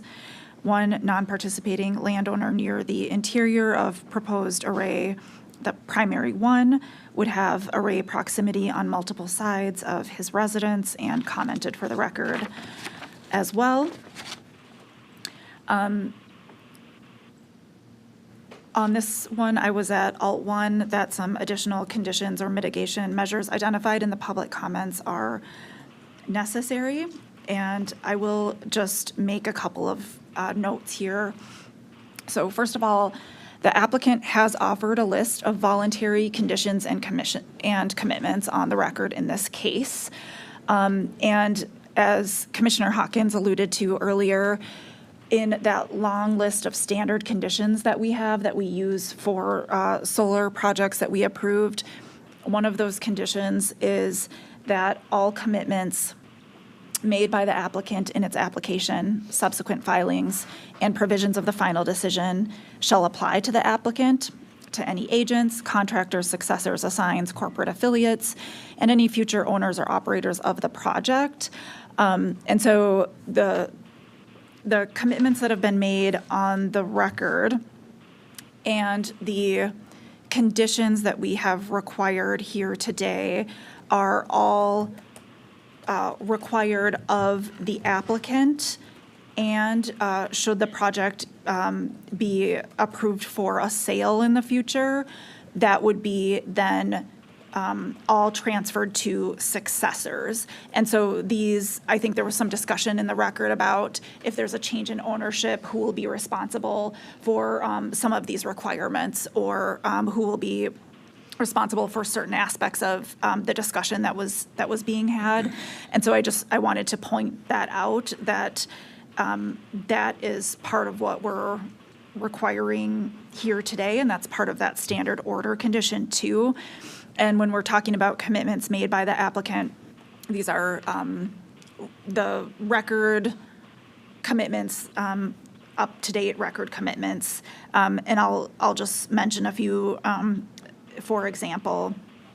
So the project was initially designed with 150-foot setbacks, and Whitewater Solar increased that to a minimum of 175 feet following discussions with neighboring landowners. The Whitewater Solar is developing proposed vegetative landscaping plans, as we've discussed. And in this case, because the JDAs are not executed, we're including those as a separate condition. And then, of course, the ER, the Endangered Resources Review by DNR includes recommended actions for special concern species, and Whitewater Solar plans to implement those recommendations. We required stray voltage testing as part of our order conditions, and Whitewater Solar had proactively agreed to the stray voltage testing protocol. And then a lot of discussion in this record was around drain tile locations on this agricultural land. Again, a very important piece, and something that I take very seriously, especially as it has the potential to impact neighboring properties.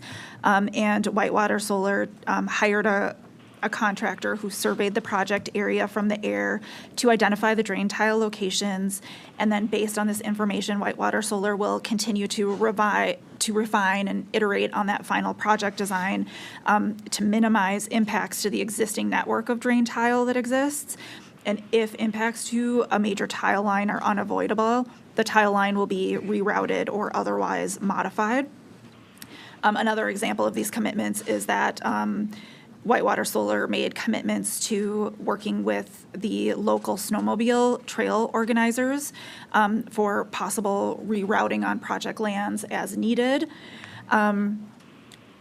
And then I will note and mention that the applicant will employ an environmental monitor who will engage a weekly inspection on site to monitor earth moving activities during the initial phase of project construction.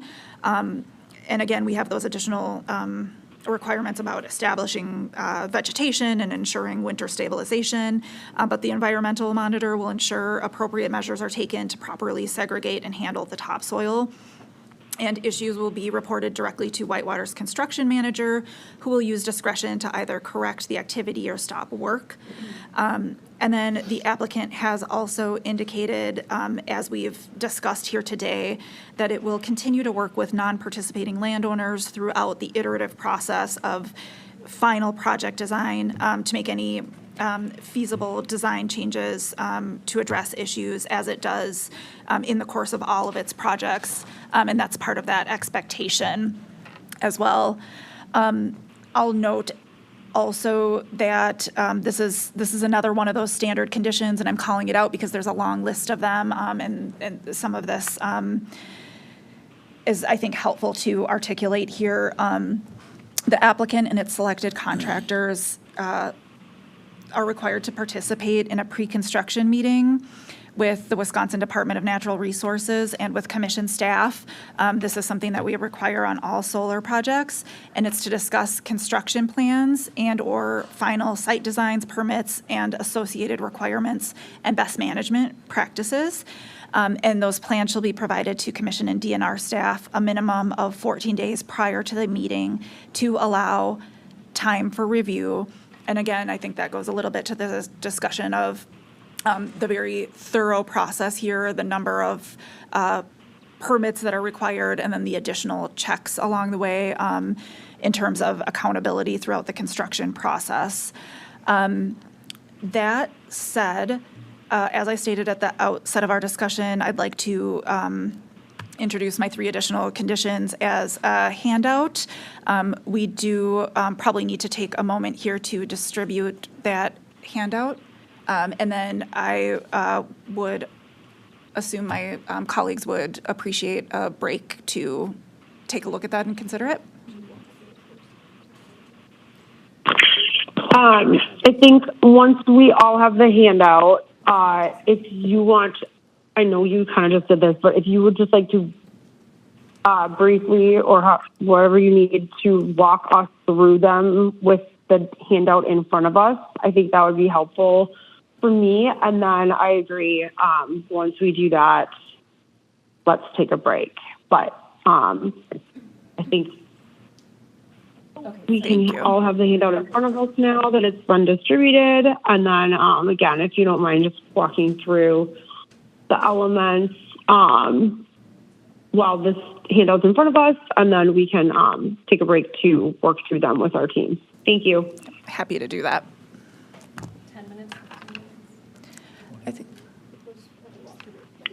I think that if it's okay with you guys, I can hear you talking. Let's do a 30-minute break when we break. Okay.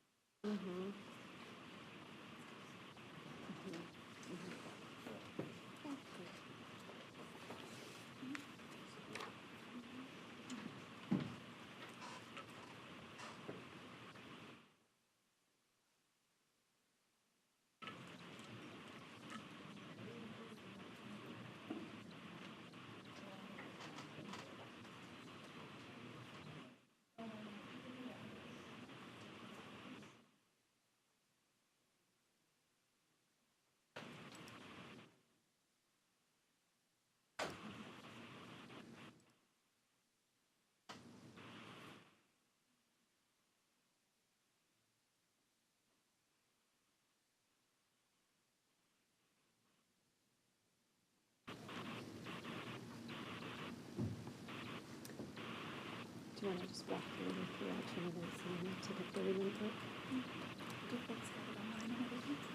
Yep.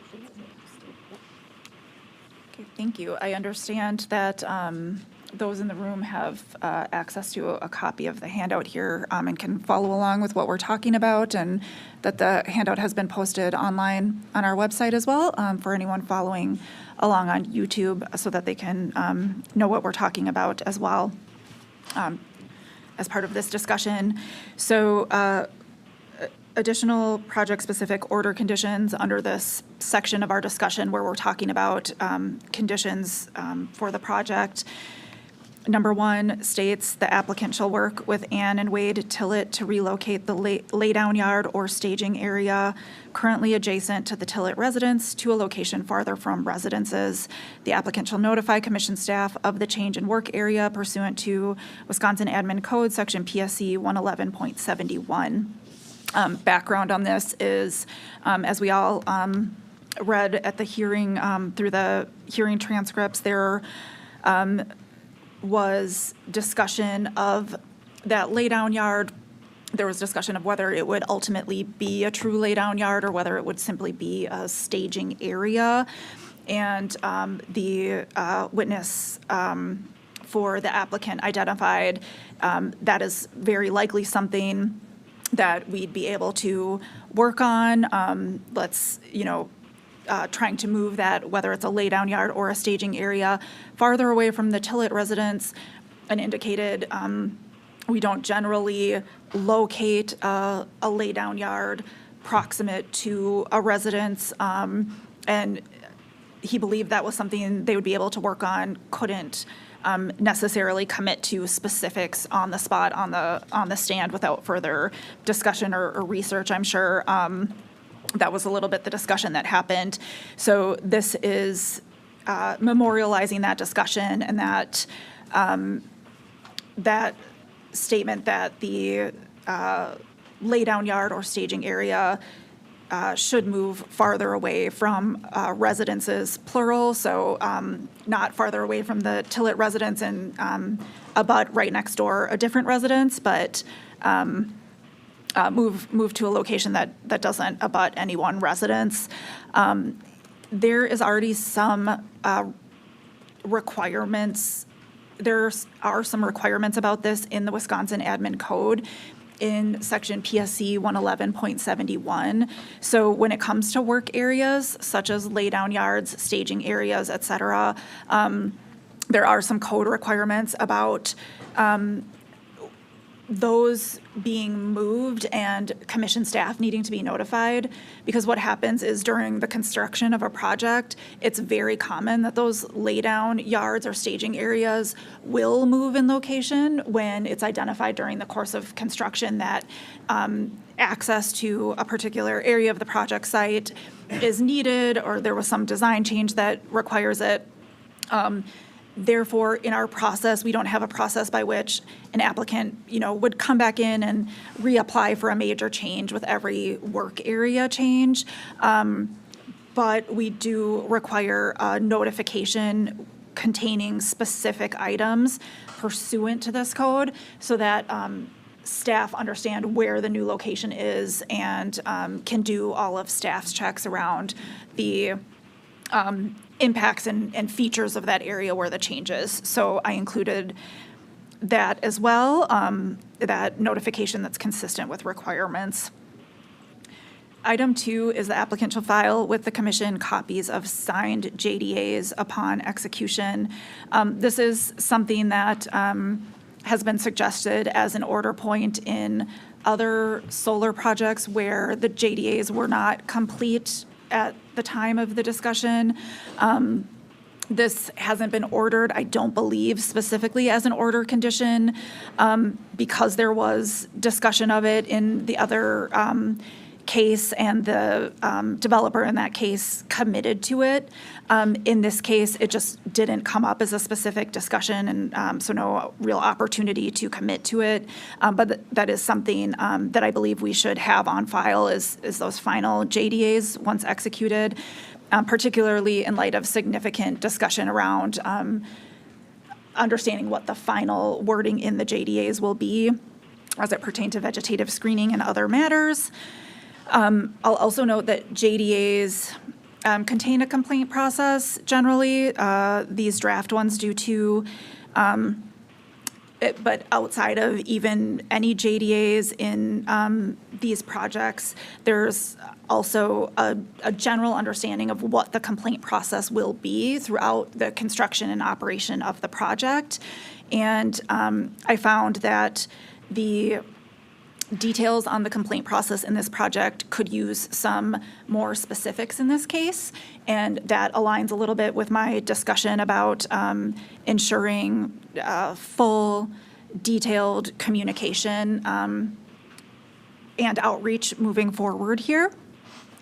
So this condition, which has also come up in other projects as well, is that the applicant shall develop a complaint process by which those affected in the project area are able to easily contact the applicant to seek resolution of a complaint. The complaint process should be provided to those living in the project area prior to the start of construction to address potential landowner impacts. The complaint point of contact should have sufficient knowledge and authority to resolve complaints.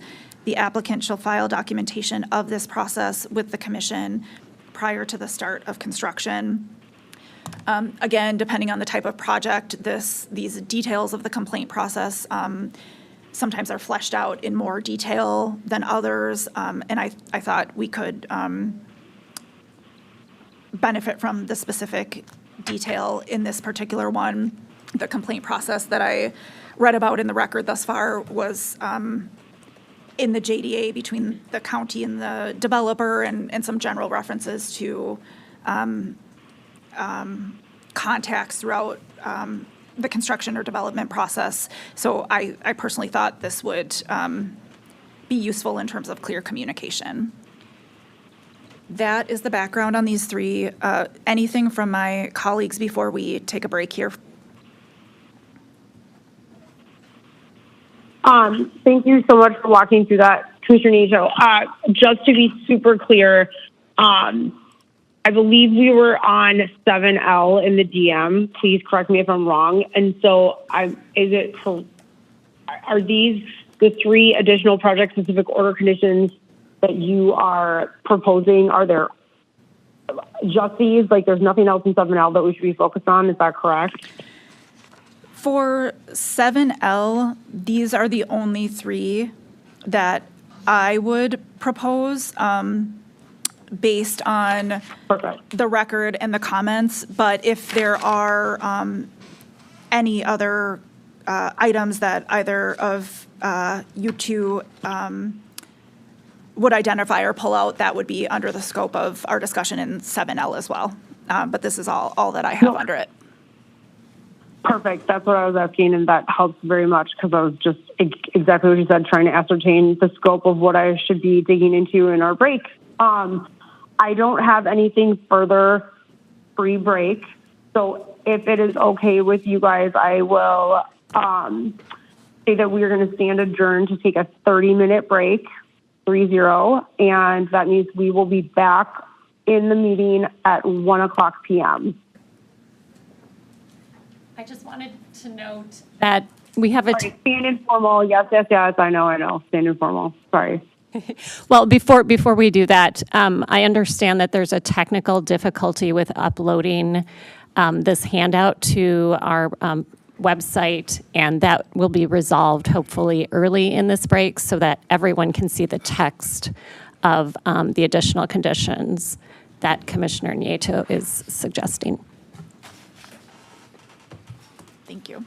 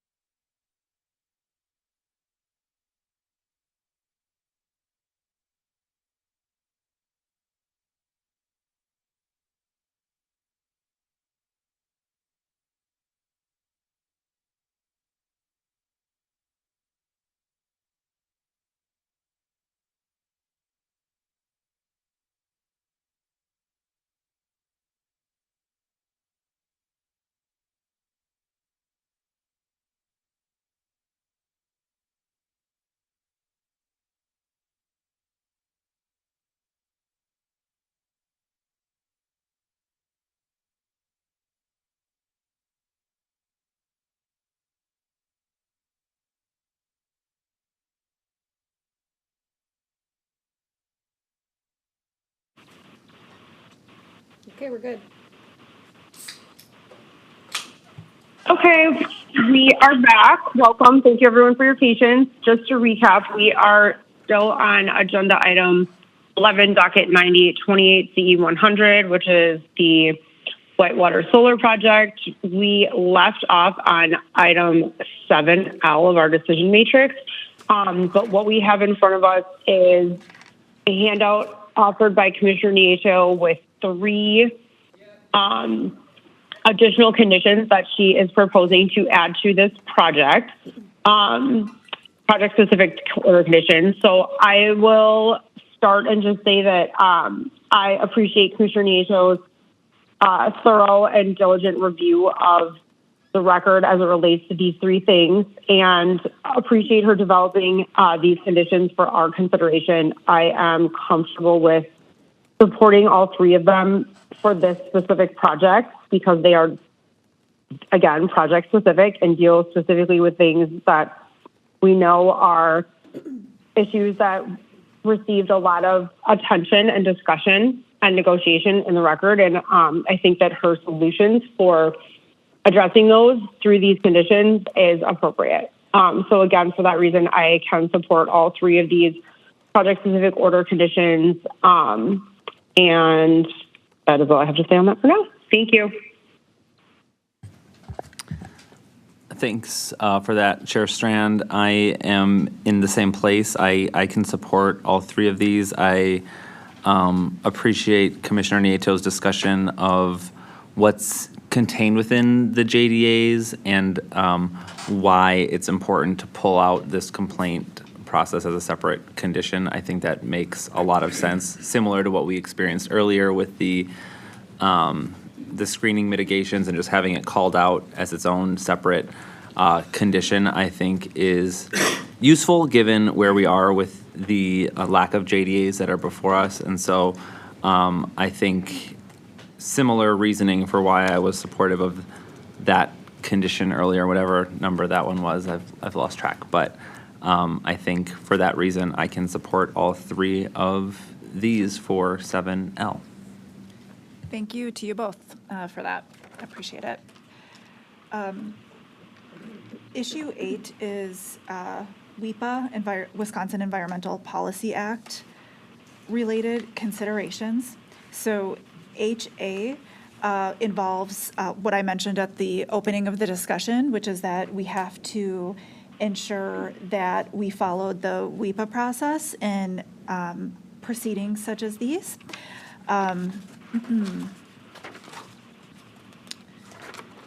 And I'll note a couple of things. As general background, the Wisconsin Supreme Court has made rulings around WEPA and the interpretation. It doesn't directly control agency discretion, but it does represent an important procedural step agencies must take during their decision-making process.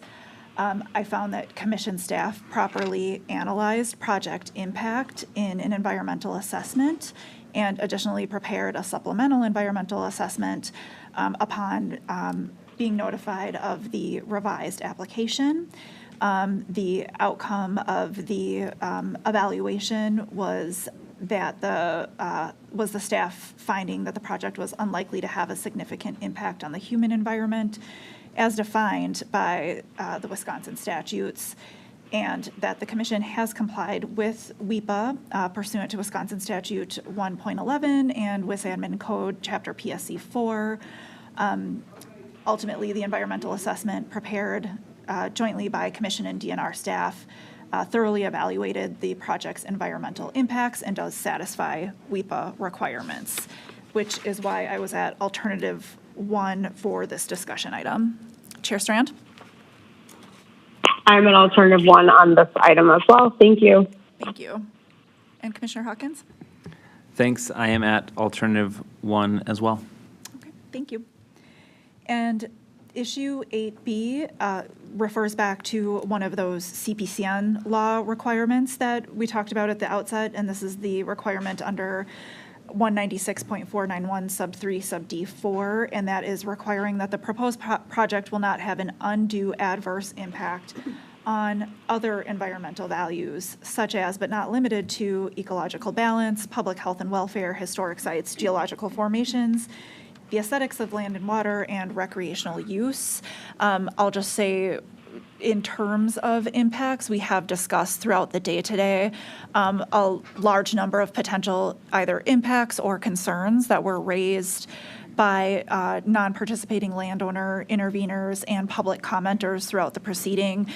We did discuss several mitigation measures, commitments made by the applicant, and order conditions related to those items. There are others that we haven't discussed, but have certainly analyzed. For example, groundwater risk and drinking water quality, fire safety, road safety, economic impacts were all topics that are under this other environmental concern category. I'll just make a couple of brief notes. I was persuaded by evidence regarding this area of the state's above average risk of surface water phosphorus contamination and groundwater nitrogen contamination. This contamination will be decreased or eliminated while the lands are being used for the project as opposed to agriculture for the time span of the project, which is likely to improve surface and groundwater quality. The applicant's vegetation management plan and the subsequent discussion and in the record of the plan to vegetate the land was helpful in terms of the quality of soil that will ultimately be returned at the end of this project as well. And I just wanted to make one note on fire safety. There were some comments in the record where fire safety was discussed as it pertains to battery storage systems. And this, just noting for anyone that has that concern around the batteries, that this project does not contain a battery storage system. And I know there was some discussion about the capability of the local fire department with regard to managing fire safety around battery storage systems, and that this is not a component of this project.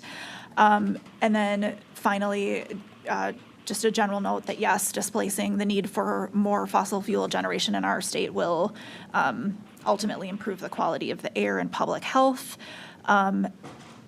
There are impacts, there are mitigations, there are benefits, and overall, ultimately, my conclusion was alternative one, that the project will not have undue adverse impact on other environmental values as provided under the statute. Chairperson Strand? Thank you. I was also at alternative one for this item, and I appreciate your discussion of all of those important aspects of the project. And I appreciate that you are thinking about ways that this project, because of its renewable energy components and also letting that agricultural land rest for a long period of time, talking about the benefits of those, I think, is also important. So thank you. Thank you. And Commissioner Hawkins? Thanks. I was also at alternative one, that the project would not have undue adverse impacts on other environmental values. I agree that the record demonstrated that there would be substantial public health benefits from the introduction of solar electricity, and also, as you noted, the decrease in agricultural runoff into the ground and waterways in the area, both being well supported. This was another piece of the record where aesthetics and visibility of the project were held up as an undue adverse impact on individual landowners, and visibility of a project in and of itself is not an undue impact. And we have protections in place for things like sound and glare for that reason that do establish those standards. And we've discussed those in other parts of our decision and discussion today. The other two major topics I guess there's three if I look at my notes. I'm looking at 3 bullets here. The impacts on the Kettle Moraine and the Ice Age Trail, the record was, pretty anecdotal and subjective as to what those impacts would be. There was also comments from other parts of the Ice Age Trail where solar farms are visible, and it was noted that there has not been a decrease in activity or any uptick in complaints by users of those trails. I found that to be helpful in my understanding of what the impacts might be in this particular area. Then to the snowmobile impacts, I think it was mentioned earlier that the applicant is already working with the local snowmobile club.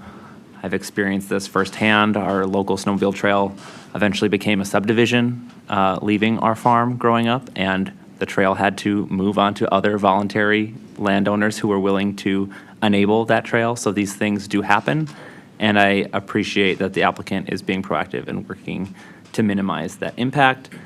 And again, the discussion of the fire safety that Commissioner Nieto raised was important. I thought the concerns were misguided because it did not apply to the type of project we are talking about here. And so I did not share those concerns for that reason, the lack of battery, which was being discussed as the motivator for the concern. So for those reasons, I was at Alt 1. Thank you. Thanks for those comments as well. This brings us to issue 9, which is should the commission grant a CPCN for the proposed project. As I noted at the outset, and for the reasons we've discussed today, I am at alternative 2. Yes, the commission should grant a CPCN for the proposed project with the conditions that we've discussed here today. Chairperson Strand? I am at the same place for the same reasons. Thank you. Thank you. And Commissioner Hawkins?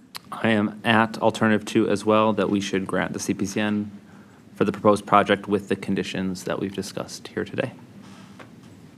All right. And if you are both ready, I can make a motion. Yes, does legal have everything that they need? I do. Thank you. Perfect. Okay, go ahead. Thank you, Commissioner Nieto. Thank you, Chair Strand. In docket 9828 CE 100, I move we approve the application for Whitewater Solar with conditions consistent with our discussion today. Second. All in favor? Aye. Aye.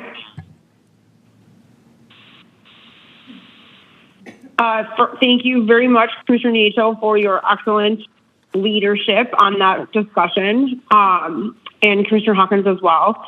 It was very robust, and I think that's a great demonstration of just how deeply into the issues in the record and both of your commands of a very important project like that one. So thank you very much for that.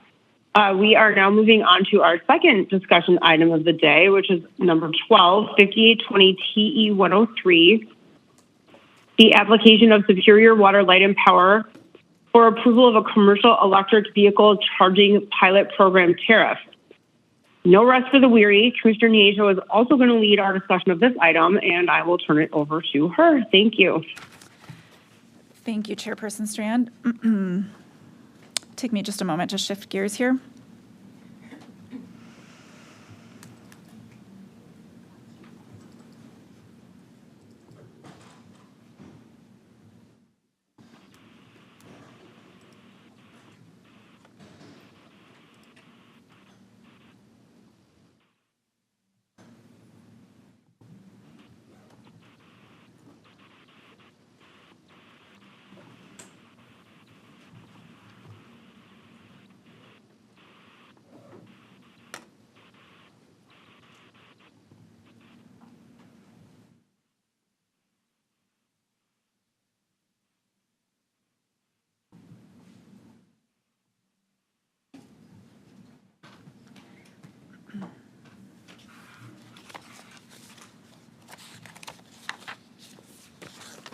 All right, so the item we're discussing is 5820 TE 103, This is Superior Water, Light, and Power Company's Commercial Electric Vehicle Charging Pilot Program. So Superior Water, Light, and Power, SWLP, filed an application requesting approval of its EV commercial charging rate pilot for commercial and industrial customers. This is Tariff Schedule EVC-1. The applicant requests approval of a 3-year EV commercial charging rate pilot for commercial and industrial customers to study and understand the EV needs within its service territory. SWLP states there are currently no fleet or public charging options in its service territory in Douglas County in northern Wisconsin. The applicant intends that this pilot will support and promote EV opportunities within its service territory and reduce costs for public and fleet EV charging and C&I customers. The utility states that the pilot is an initial step towards meeting the needs of EV adopting customers and acknowledges that it will need to be refined as knowledge about the EV market in its service territory expands. This proposed pilot is modeled after the applicant's sister company, Minnesota Power's EV charging program. A key component is the proposed 40% demand cap, which allows the applicant to reduce demand charges to an amount equal to 40% of a participating customer's pre-tax non-demand bill. C&I customers that have separately metered EV loads, including battery charging and accessory usages, would be eligible to have this demand cap applied to their monthly bills under contracts of at least 1 year in duration. What is proposed is a 3-year term for this program, which Commission staff interpreted to mean the program would sunset after 3 years without additional Commission authorization. By way of background, in 2019, the Commission opened a generic investigation to consider present and future policies and regulations regarding electric vehicles and their associated infrastructure as they pertain to electric utility service in the state of Wisconsin. Commission staff in that process issued a request for comment to interested parties, including utilities and the general public, with a series of 28 questions soliciting commenters' general views and asking specific questions on identified policy and regulatory considerations. There was a comprehensive stakeholder input process. It included comment periods, in-person workshops, and following this, the Commission was able to establish general criteria and information for Commission use in evaluating EV proposals such as this one that was established in a December 2020 order. That Commission order does provide the general review criteria that the Commission will use for evaluating EV pilot programming EV proposals, and was intended to give transparency in advance to utilities developing these pilots, programs, or rates as to what would be reviewed. And there is a list of criteria, and some of those we'll discuss here today, I'm sure. The utility in this case has gone through each criteria and provided a description or response to each item in the criteria. But we really are looking for the program description, who are the customers in need of this service, what barriers this program is designed to address, the approaches it'll use to address. We're looking for a program budget for the duration of the pilot.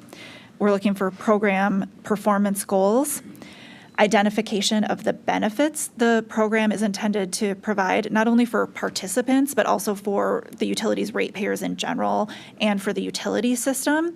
So those might include system-wide benefits such as load management related benefits. We're looking for a description of performance metrics that will be used to assess the program performance and measure the benefits and the data that will be used to calculate those.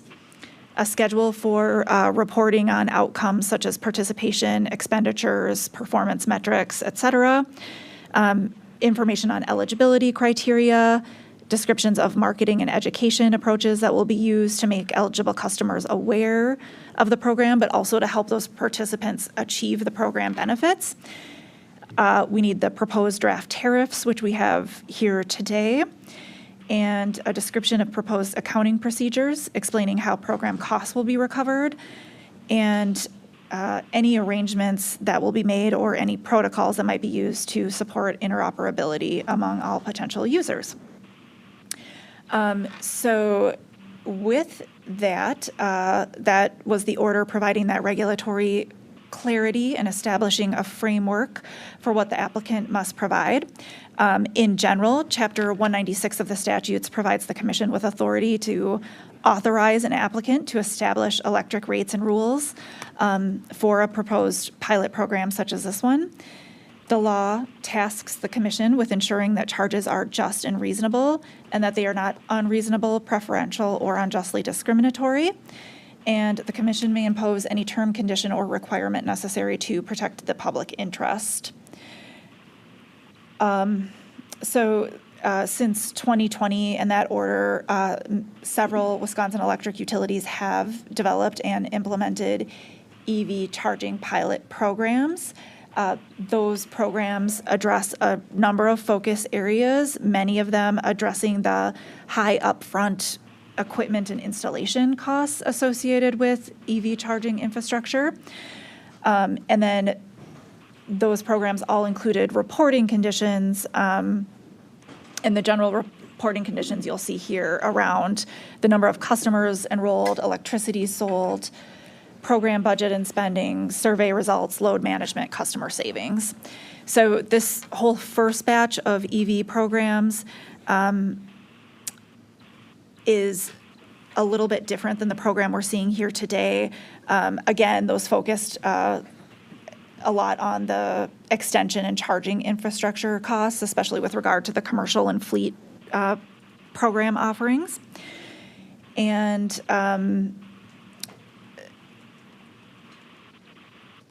with that, shifting gears back to Superior's application today and how it is a little bit different, I will say, again, this is modeled after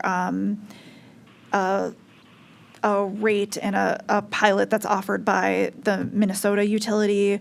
In its initial application in the current proposal by Superior, the applicant did not provide a specific pilot budget, and it did say that the cost will relate to the addition of the, quote, installation of the required service, and acknowledged that can vary based on customer location and energy use characteristics. That's something I'll put a pin in that might require a little bit more information here, depending on where my colleagues are at with this today. The applicant also stated that the overall benefit to the utility and its customers would depend on how much energy use is shifted to off-peak time periods, which is another item I have a pin in for further discussion here. And then in terms of eligibility, as proposed, the pilot is limited to customers with total power requirements greater than 25 kW but less than 10,000 kW. Overall, in general, this program will have service supplied through 1 meter delivered at 1 point from existing facilities.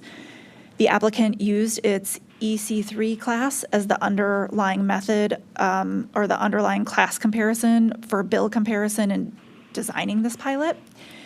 And the EC3 is available to commercial and industrial customers between 25 kW and 500 kW.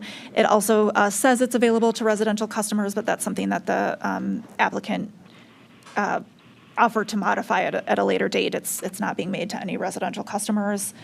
The EVC1 tariff sheets for the pilot also state that the program is for commercial and industrial customers, and the applicant plans to utilize data from the pilot to inform future rate designs, which could include modifying the KW range or implementing additional commercial EV rates better suited for larger capacity services. I will also note the demand cap proposed here was determined by conducting an analysis that simulated varying demand caps for 7 customers in the EC3 class that had similar consumption and load factors to EV charging customers served under Minnesota Power's program, which had a 30% cap. In addition to the demand charge cap, the applicant has defined on and off peak periods for the demand charge. The energy charge remains the same throughout all hours and is subject to the power cost adjustment clause. And in terms of demand charges themselves,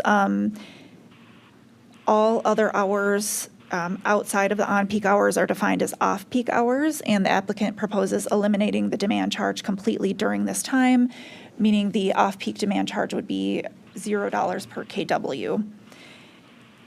The applicant indicates customers participating in this pilot will require some additional meter programming at a small incremental cost, and estimates an approximate cost of $98 per service for the electric meter department to configure a meter time of day functionality and do other tasks associated with that.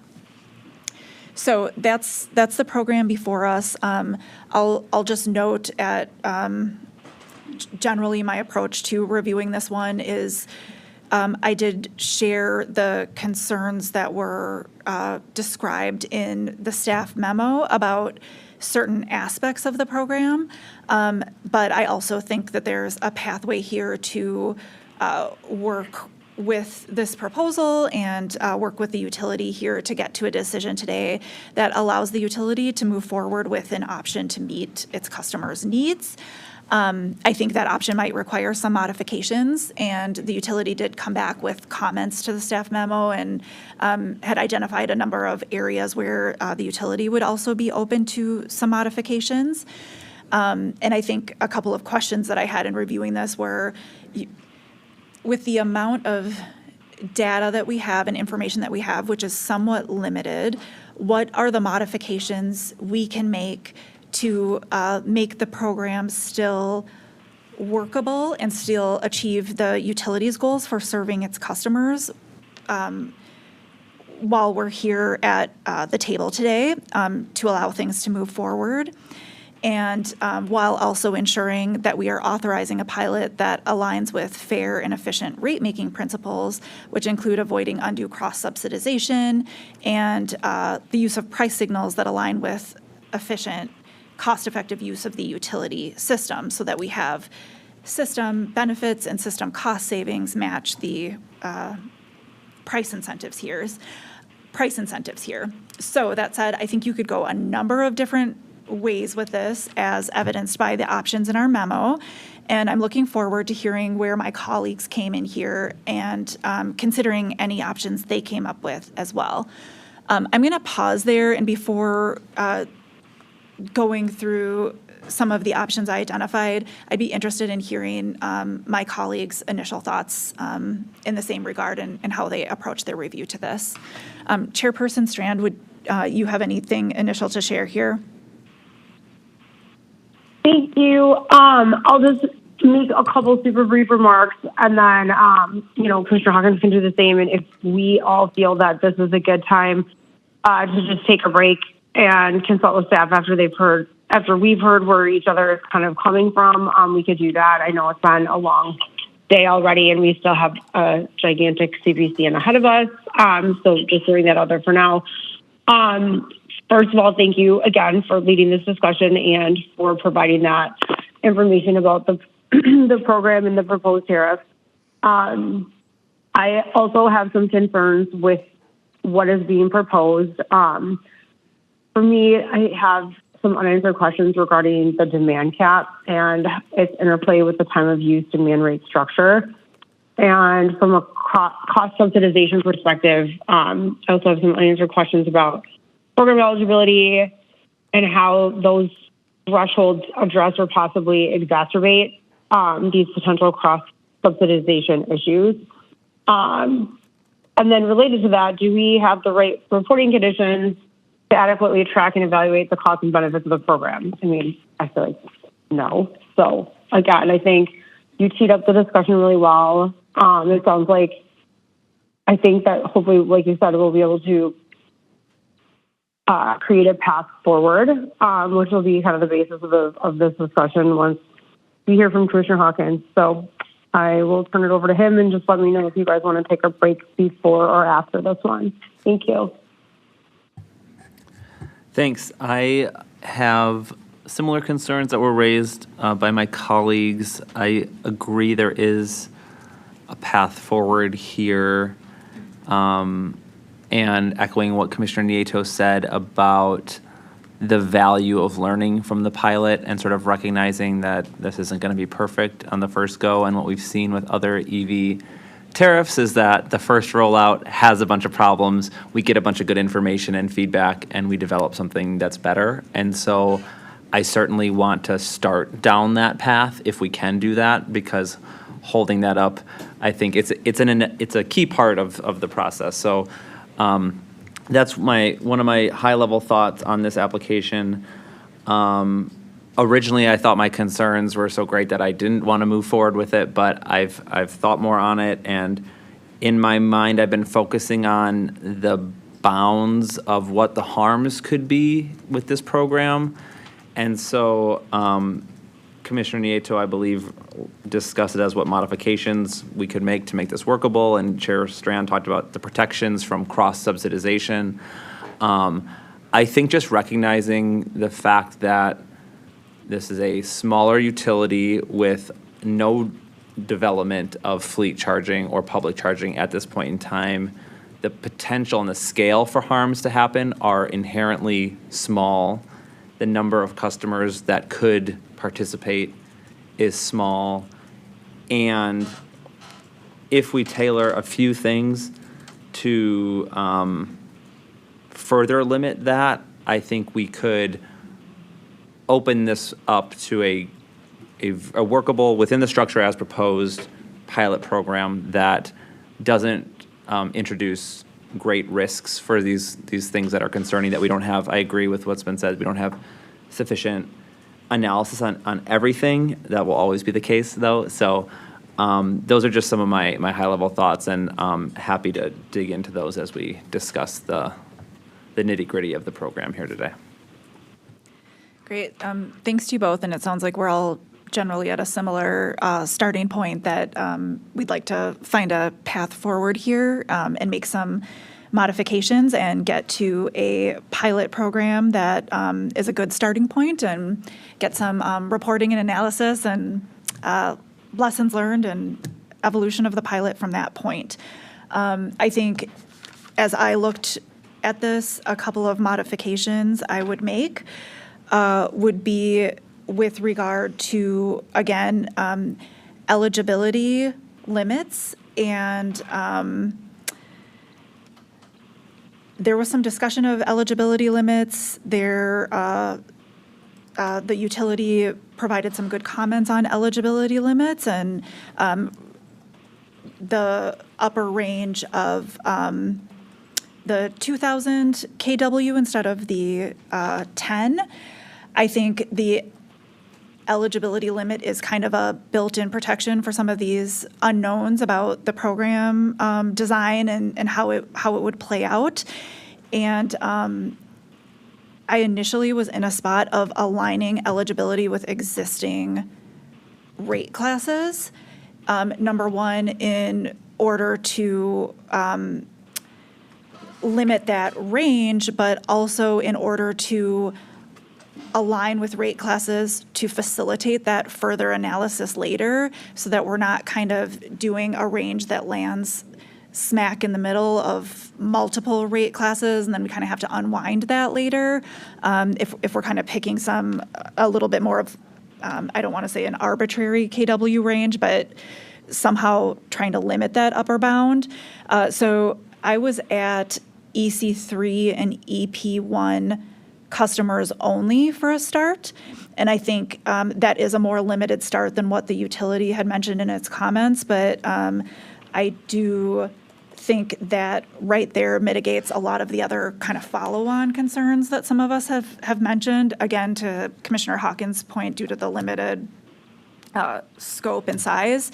And I would note that currently the majority of customers expressing interest in a commercial EV rate are served under EC3. I think if you expand to the other rate classes, you go back to the full range, and then you have to kind of scale back within the middle of those rate classes. So then you get that unwinding issue with later analysis. That's where I came in. I would keep the demand cap for now, particularly in light of the scaled back size of the program that I'm suggesting. And I wouldn't modify anything around the on-peak, off-peak hours and windows necessarily, but I would point out that those windows and hours do differ from the EC3, or do differ from the utilities definitions of on and off peak, so that might complicate future analysis, but these hours in this program really are pointing to that maximum peak, which gets, again, to some of the discussion around what's being incentivized here, and could be something worthwhile to study. Those are the modifications I would suggest, and I'd be interested to hear what my colleagues think, and I know we can move to reporting after that. And to Chair Strand's point, if anyone would like to take a break at any point, please just speak up. Chairperson Strand? Thank you. We are in the same place regarding eligibility limits, so I don't really have much else to say about that. I was not in the same place in terms of maintaining the demand cap. I think that's challenging. I'm not saying the hill that I'm going to die on, but just in terms of where we are right now. And then I guess I just had a follow-up question regarding the time of use structure and whether you thought it provided a sufficient price signal to incentivize charging during on-peak hours. But if that's something that you either don't want to answer right now or that we want to hear from Commissioner Hawkins on other things and then talk about reporting, I'm okay with that as well. But that was just something that occurred to me while we were, based on your comments and based on some of the things that I was looking at in my review of this application. Thank you, Chairperson Strand. Commissioner Hawkins, if you want to share your comments first, I can happy to circle back to Chairperson Strand, your comments about the on and off peak and the demand charges. Thanks. Certainly. I have a question for Commissioner Nieto based on what you've said. So the 2,000 kW eligibility was what you were suggesting to reduce the upper limit to, but I don't see that aligning with the two classes that you listed. The two classes, which are both the less than 100 classes, and pointing out that the utility had requested no fewer than the 2,000. Oh, okay. As Got its it. limit. I misheard you at the beginning. Okay. Thank you. So I'm not necessarily in the same place there on eligibility. I was thinking of approaching the protection from a different angle. One of the alternatives we had was to require the applicant to come back with a separate public charging tariff. And I think if we do that, the people that would utilize this pilot would be fleets and C&I customers, and they already have substantial utility bills already. It's not just going to be a large introduction of demand from public use of fast chargers. It might even be slower level 2 trickle chargers at a site, and so it'd be like overnight charging of fleets, and so that reduces that risk of this big rush to on-peak demand. And so I was thinking of avoiding that by limiting the types of charging that happens to being whatever size customer. If they're a large customer, you have a large utility bill already. You're paying a ton in energy and demand. So that risk of cross-subsidization really happens only if you're hitting during the peak period, those demand charges. So one way I thought about avoiding those risks was to peel off public charging, which could more easily, in my mind, happen. Again, this isn't really analysis or evidence that we've received, and it would be great to get this type of analysis on this type of program. But I think just inherently, if we limit it to fleets, what are these fleets doing in the day? They're out working and driving around, and they're not creating demand on the system. The day's over is when they plug in and start charging. And so that was my avenue to reducing that risk. Thank you. And I think this will get a little bit to what Chairperson Strand raised and what Commissioner Hawkins you just described in terms of your approach. I had thought about that avenue as well. I think, again, there are many avenues. This is a broad proposal in many ways to narrow it as a starting point here. I thought that if we were to eliminate the public charging feature, to your point, which would be the group of customers who might be incurring more of that on-peak use and therefore getting more of that demand cap discount as well. I thought that option of peeling that off would actually be compatible with removing the demand cap, because I saw the demand cap as linked to the public charging needs. And a question, and again, getting to the point of not having a ton to go on for analysis of this is the question of the type of incentives that creates if you remove the demand cap and you have a $0 demand charge off peak, and then you have a full price demand charge during this limited on peak window. It's quite a stark contrast. And what does that do in terms of cross subsidization and incentives and that type of thing as well? Again, to the point of this being a pilot and requiring study, I did see that public charging linked to more of the need for the demand cap, I guess. So I don't know what you both thought about that, and I don't know, Chair Strand, perhaps some of that answers some of your questions that you had about the demand charges as well. And I'll pause there for Chair Strand to interject with anything further on these various options that are being floated here. Your response was helpful to my questions, so I appreciate that. I don't have anything else to add right this minute. I feel like we are a little bit in the weeds and have, we're approaching landing, but we're not quite there yet. So I don't know if you guys want to continue aspects of this discussion and move on to requirements, try to find some closer common ground, or have other discussions. But I'm curious to hear about the reporting requirement situation as well, since I think that's an important component of this. If you guys want to start there, otherwise you can keep talking about these things. Thank you. Thanks, Chair Strand. And Commissioner Hawkins, do you have additional comments or a preference too? No, your response on the relation to the demand cap for the public charging was helpful. I think that's another reason why it would be nice to see that as a separate program, as we could get that really clearly explained. Because if the cap does exist, which is the whole incentive here, there's no guarantee that that beneficial pricing structure of on-peak and off-peak is actually sent on to the public, to the people paying the charging rates at a public charger. It could end up the incentive just goes to that customer. They end up making money. So those are the types of things that we would need to understand in what a public charging program would look like.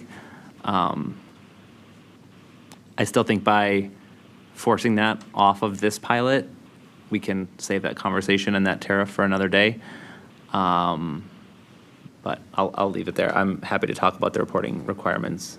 I do believe that there are additional requirements needed to start to get this information for these types of protections. So. Yes. So I'll say just in general, where to let you both know where I'm at right now, and we can certainly, whether it's take a break or discuss further, and this plays into some of the reporting requirements piece as well, I would be comfortable with a combination of the approaches we've listed here, which would be Commissioner Hawkins having that, I don't know if you would propose that broader eligibility to the 2,000 or to the 4 rate classes mentioned, but, to something along the lines of like the 2,000. And if it's tied to removing the public charging portion and potentially that demand cap portion. And I think, there's probably an either or keep kind of the structure that we have, but limit the eligibility down to those 2 classes. But I think that combination of removing the public charging, and I think that does facilitate potentially removing the demand cap, which I know Chair Strand was concerned about as well. So let's just say we're operating under that type of a scenario. With regard to reporting, I would be at requiring the reporting proposed by the applicant and by commission staff, and adding on to that a couple of things. Number one, under the reporting items listed in the memo under commission staff's additions, item number 1, the cost to serve customers using the pilot at various KW ranges, including charger installation. I would strike charger installation as not applicable to the program, and that should be omitted. And then in item 6, the applicant shall continue, modify, expand, replace, et cetera. I believe the year should be 2029 and not 2030 there. And then to my earlier discussion, I'd want some clarification on those installation costs that may vary, and whether or not those are a cost of the program or any sort of program budget. And that would be in addition to just an overall general refinement of an actual program budget, particularly if those installation costs are included. And then that further analysis of system benefit, what types of savings are being achieved through load shifting under the price signals being offered by the program. So it would be everything we've included, plus making sure that we have some emphasis on those additions I just named. Chairperson Strand, what is your take on reporting?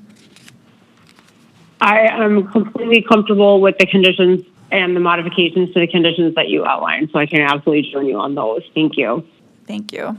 And Commissioner Hawkins?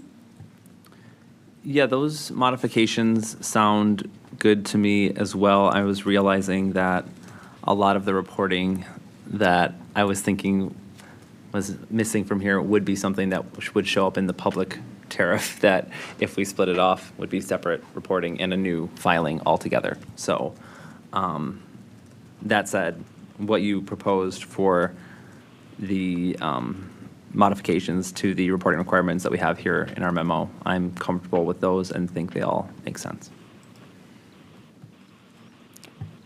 Thank you. And then in terms of the program design, do you both feel ready to finalize a program design right now, or would you like a break to consider the interplay of the various options that we've discussed here today? Chair Strand, if I could offer one thought or ask a Go question. ahead, thank you. So I think I understood what Commissioner Nieto was laying out before we discussed the reporting requirements. I will need to check back in on that, make sure I was.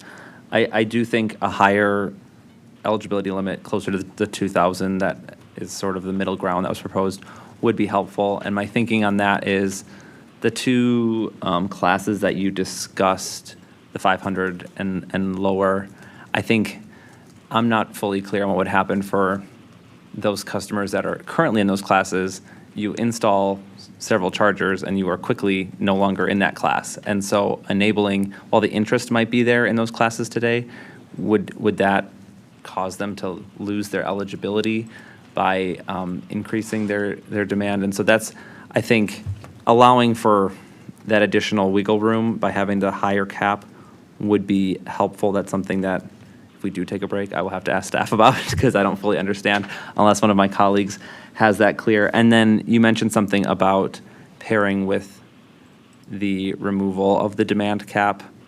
I didn't understand that or follow that. So if you could clarify what you were talking about there. That tie-in that I found that if we're not offering public charging as a pilot at this time would open up the possibility of removing the 40% demand cap, which is really likely most beneficial to those on peak needing public charging customers. Yeah, on that point, I think that's the whole pilot though. So I don't see any way where you remove it. I think by removing the public charging piece, we limit how big the risk is for cross-subsidization. And we also, through the analysis that we're hoping to get as far as system benefits and like consuming energy off time, I think we limit it to the types of customers that are going to be doing that. So we'll get analysis that shows nighttime usage with system benefits, things like that. So I'm comfortable leaving the cap in there with this reduced set of eligibility requirements because I think the risk of the scale of benefit from the cap will be reduced as well. And obviously those are things that we would have to learn, but I'm comfortable taking that risk because I think the cap is the whole program and the way that the utility would tell customers, don't worry, you're not going to be subject to all these new high charges by doing this, and kind of have some protection in place. And so that's how I was viewing the pilot program. That makes sense to me. I'll pause here. Chairperson Strand, do you have thoughts on that? No, because I think we can either have you restate your position in light of what Commissioner Hawkins just said and see if that gets you guys any closer. Otherwise, I think we can either take a break, probably not the best idea we've ever had, or if we are truly in three separate places fairly far away, I think we can lay it over, but that doesn't mean it's going away forever. It just means that we need to try to get some more information or coalesce around some other, maybe some compromise positions given how we've kind of just discussed a give and take on a couple of these issues where we're not aligned. So those are really my only thoughts at this point. Okay, thank you. And I think in light of Commissioner Hawkins' mention of a question that he had for staff, it might be beneficial to take a short break, discuss any questions each of us might respectively have as individuals here, and come back with either a final or no final. So thank you. If I don't know if 10 minutes would be sufficient, or are you looking for more? Okay. I think Yep, that should 10's be fine. Let's come back at 2:10 then. Thank you. Thank you. Okay, close the hearing for local 2:10.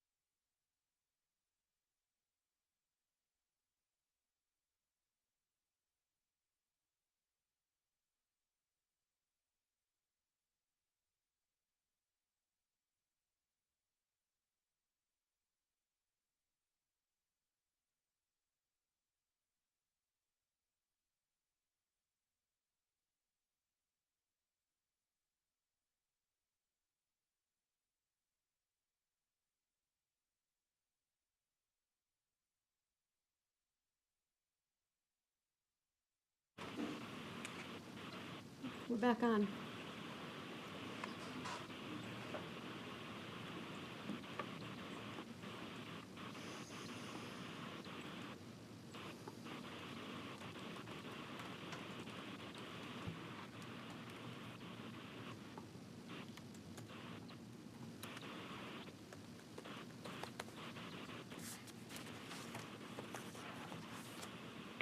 Okay, we're back. We are not under a statutory timeline on this item. We're still on our second agenda item, number 12. So I think there is a lot of risk to trying to develop a modified program on the fly, especially given that we're not super close or aligned yet.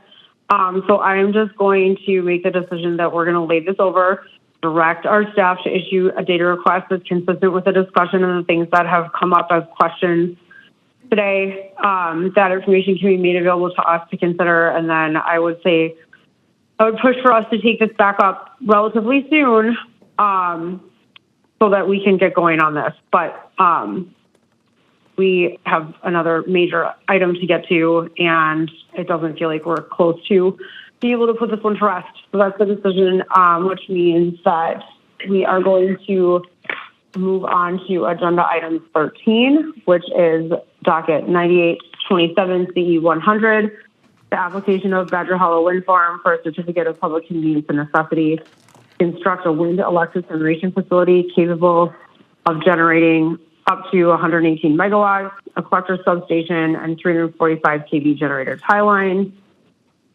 in the towns of Clifton, Eden, Linden, Mifflin, and Wingville in Iowa and Grant Counties Wisconsin. Sorry. Commissioner Hawkins is going to lead our discussion here. I believe we need to take another 10-minute break before we get started. So we will do that and start the discussion of this item at 2:32. Thank you.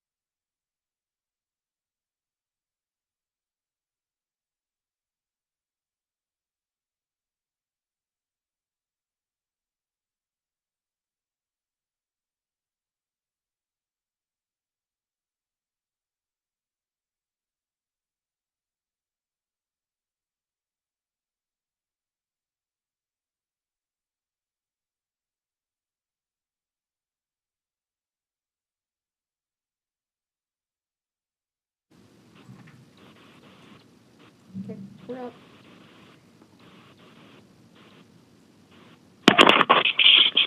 we are back and we are transitioning to item number 13, 9827 CE 100. Commissioner Hawkins.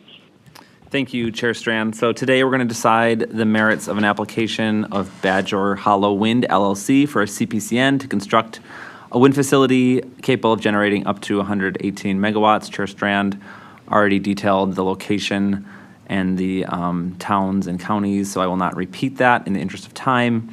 In leading the discussion today, I will first provide an overview of the project and then walk through the issues as they are organized in our decision matrix. All the same heads up as to what the decision matrix is that was discussed earlier today applies here as well. There are 11 issues outlined, and issue 9 has 11 sub-issues within it.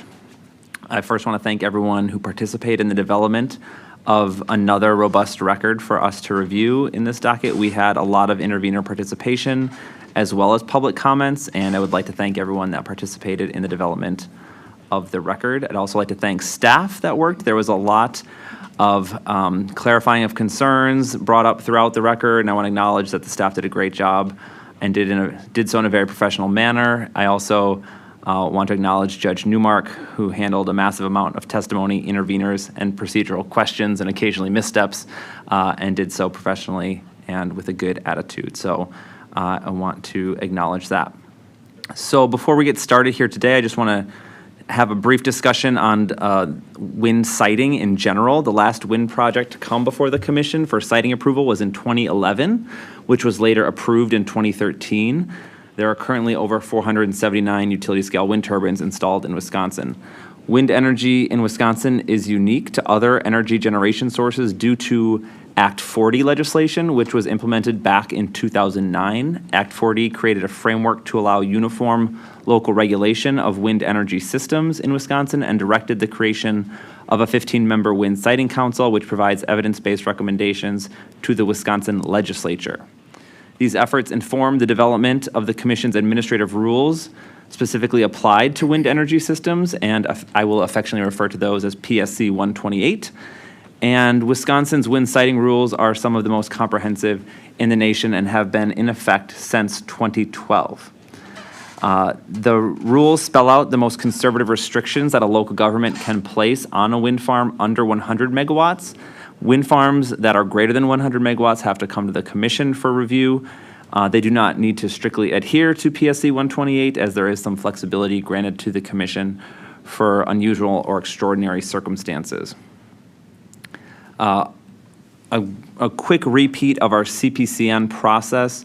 There are various factors that determine the review process, one of which is the type of project, and what applied to our project that we took up earlier today also applies here, that this is a wholesale merchant plant. So I want to acknowledge that some of the confusion that we saw in the Whitewater Solar case existed in this process as well, where there was discussion of what is or is not subject to review by the commission. I want to reiterate that because ratepayer dollars are not at stake here, the review of the commission is inherently more limited. This is a private entity's development proposed for this project, as well as willing voluntary landowner agreements that have been struck between various parties. So all of that statutory language and applications was adequately discussed by Commissioner Nieto earlier today, so I will not repeat how those requirements apply. They apply in the same manner to this project. As I stated, there are unique requirements for wind that differentiate this application from what we discussed earlier. And I will reiterate my point that even though it is a merchant plant that is inherently more limited in our review in certain aspects, the review is still very comprehensive and robust, and includes a variety of environmental requirements, which we will take up in issues 7 and 10. And those come with a lengthy list of permits that accompany those, often with various other parts of state government. The wind siting requirements, PSC 128 that I just mentioned. There is also the typical broad public interest and siting determination required, which we will take up as issue 5. And lastly, ensuring that the project does not unreasonably interfere with local land use and development plans for the area involved, which is issue 3. So that's just a bit of background on the type of process that we have undergone to arrive at our discussion today. The project overview is for a application to construct a new generation facility of up to 118 megawatts for wind turbines. And this is going to be located in a project area that spans over 15,000 acres of land, with approximately 30 acres of land used to host the long-term facilities that would be permanently removed from agricultural use. The components of the project include up to 19 wind turbines. There are 19 primary locations identified in the application, along with 5 additional alternative locations. There is a proposed electrical collection system that is underground, a collector substation, as well as up to 2 meteorological towers and aircraft detection lighting system towers, ADLS is the acronym I'll be using there to discuss that technology. Access roads and temporary construction areas, as well as an O&M building. I want to briefly highlight that the ADLS technology is a newer technology that is designed to limit the impacts of blinking lights in surrounding areas at night. This is the first project to come before the commission, and I believe the first wind farm in Wisconsin to propose utilizing this technology. And I was personally excited to see it included as part of the application. The project also includes a 345 kV gen tie line of about a quarter mile, which would be constructed extending to the from the collector substation to the existing switching station.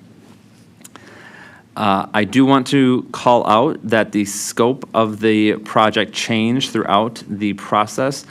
Alternative Site 22 was removed after negotiations with a landowner were unsuccessful. There was quite a bit of discussion about that in the record.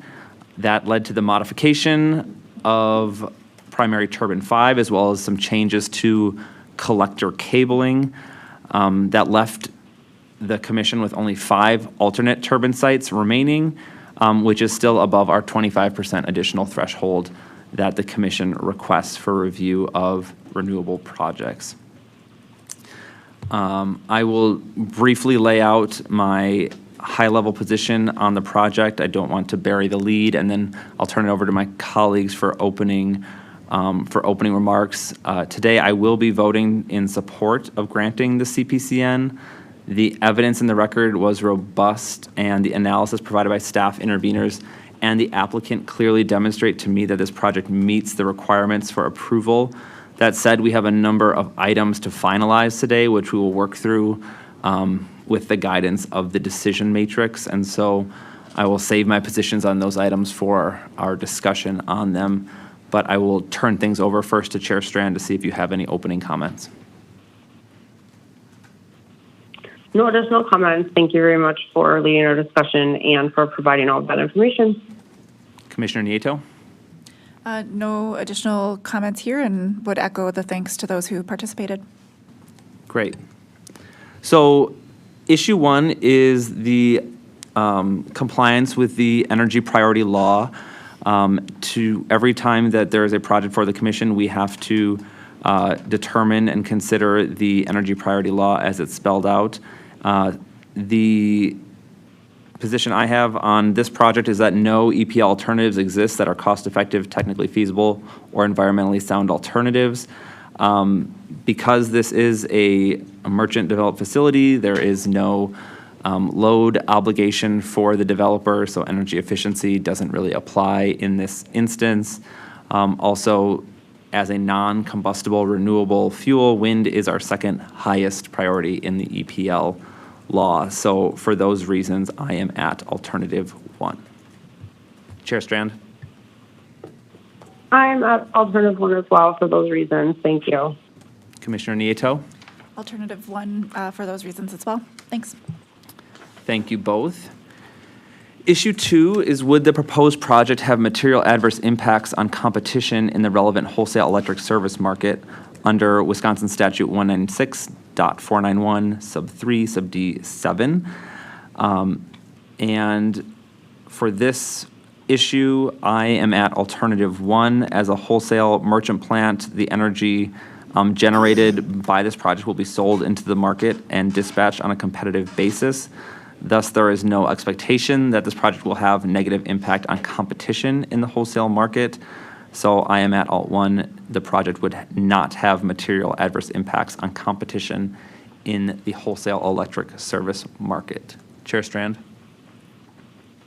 I am also at alternative 1 for this issue. Thank you. Commissioner Nieto?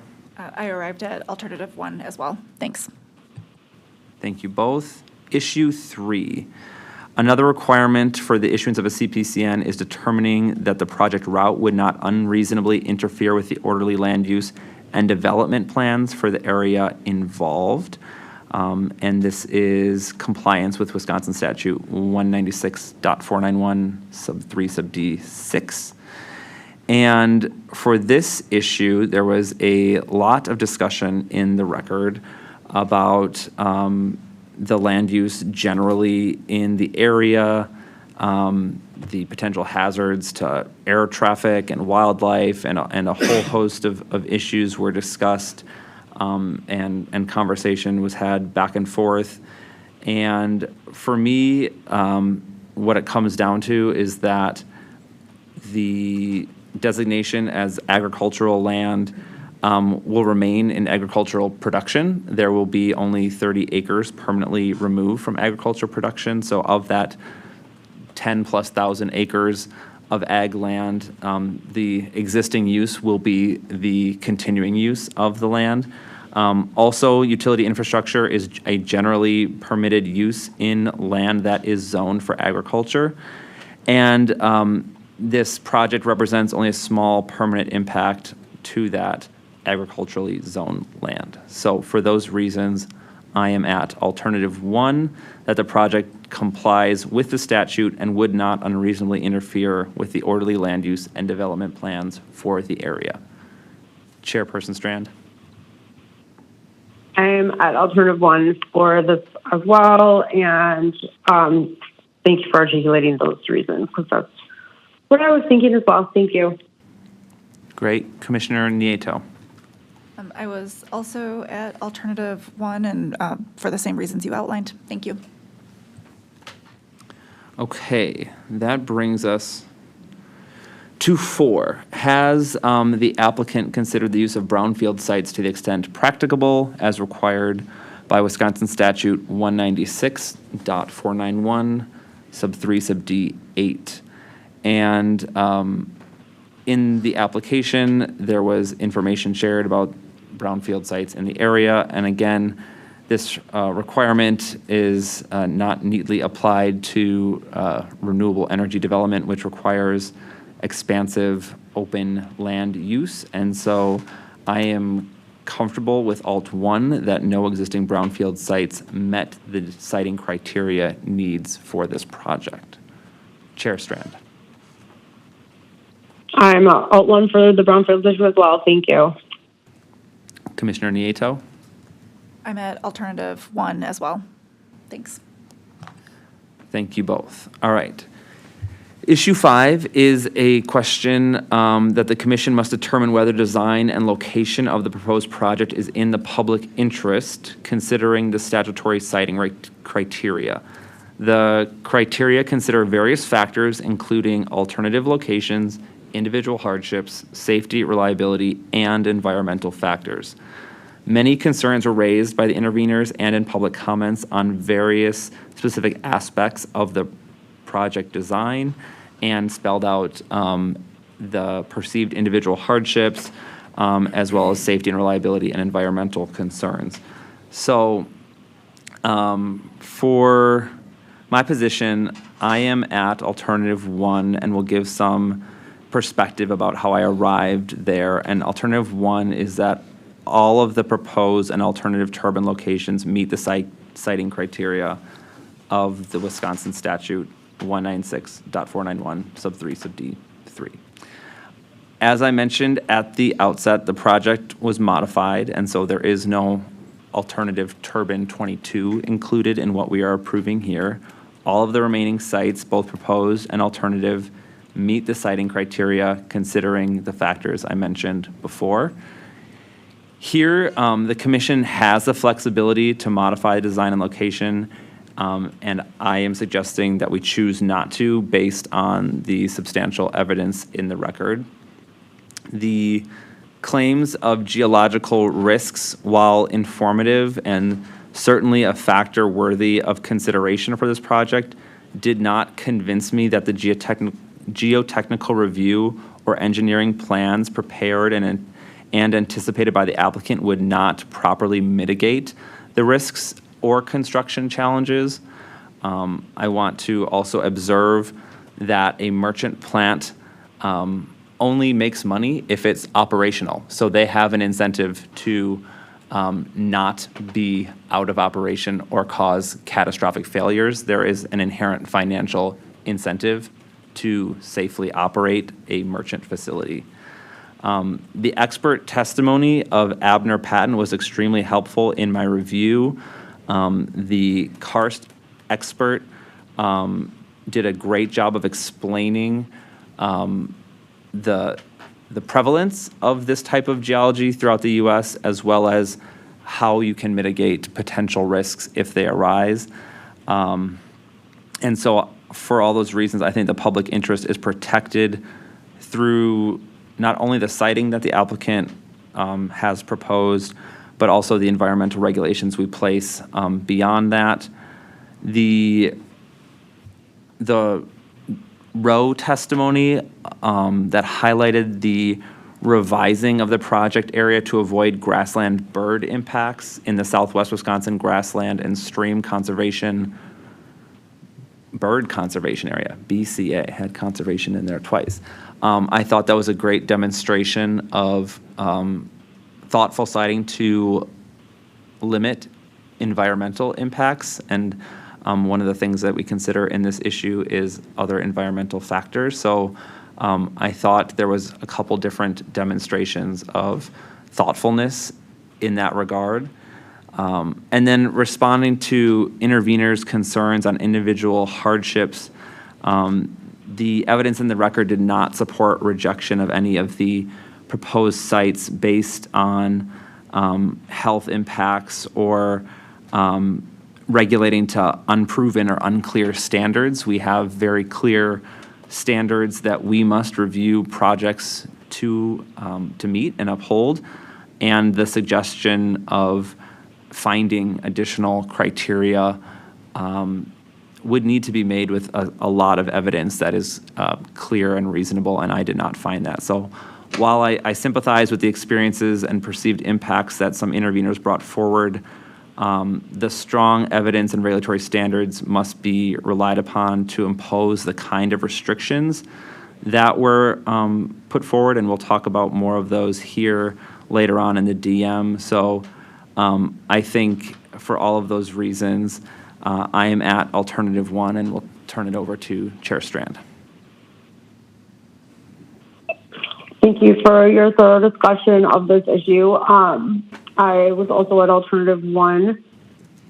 For this one, I don't have anything else to add besides what you said, so thank you. Commissioner Nieto.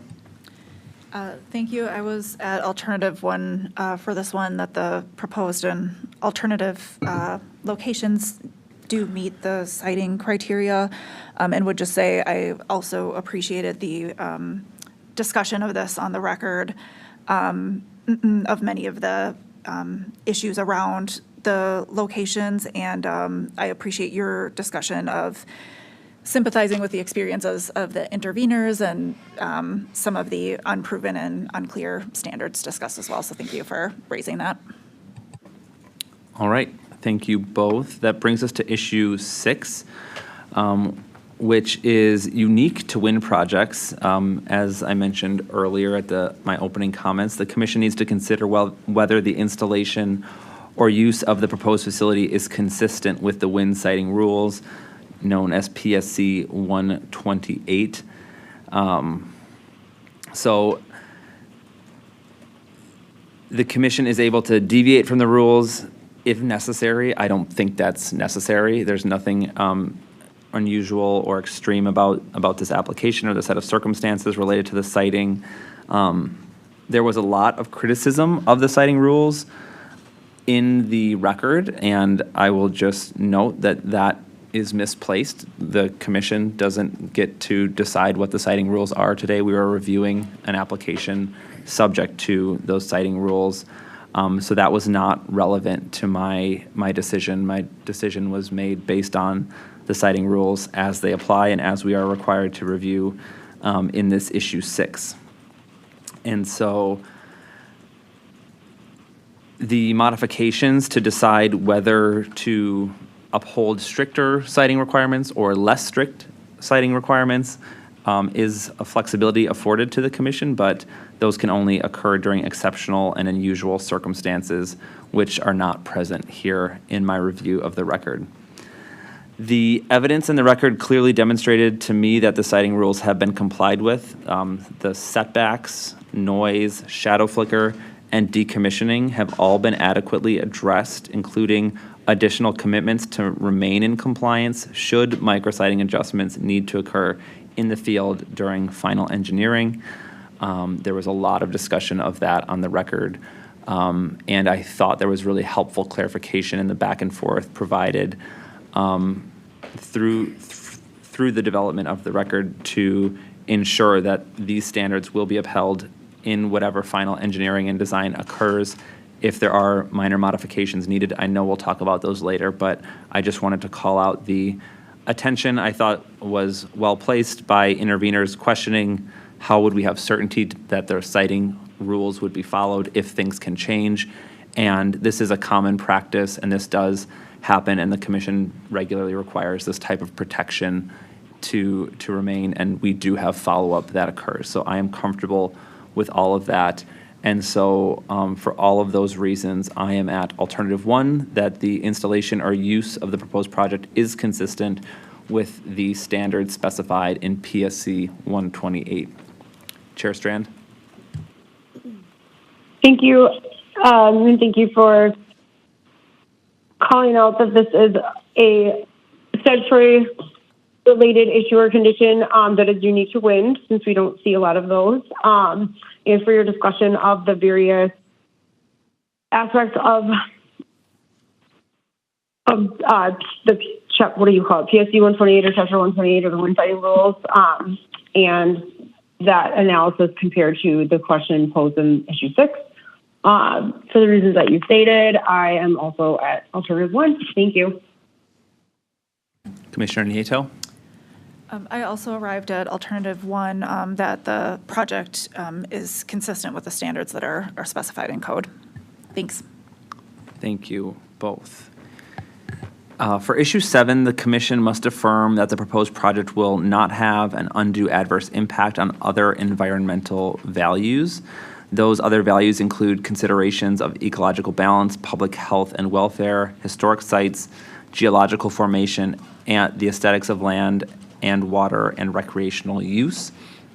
This is an issue that received a lot of discussion throughout the record, as well as many perspectives that were shared through public comments.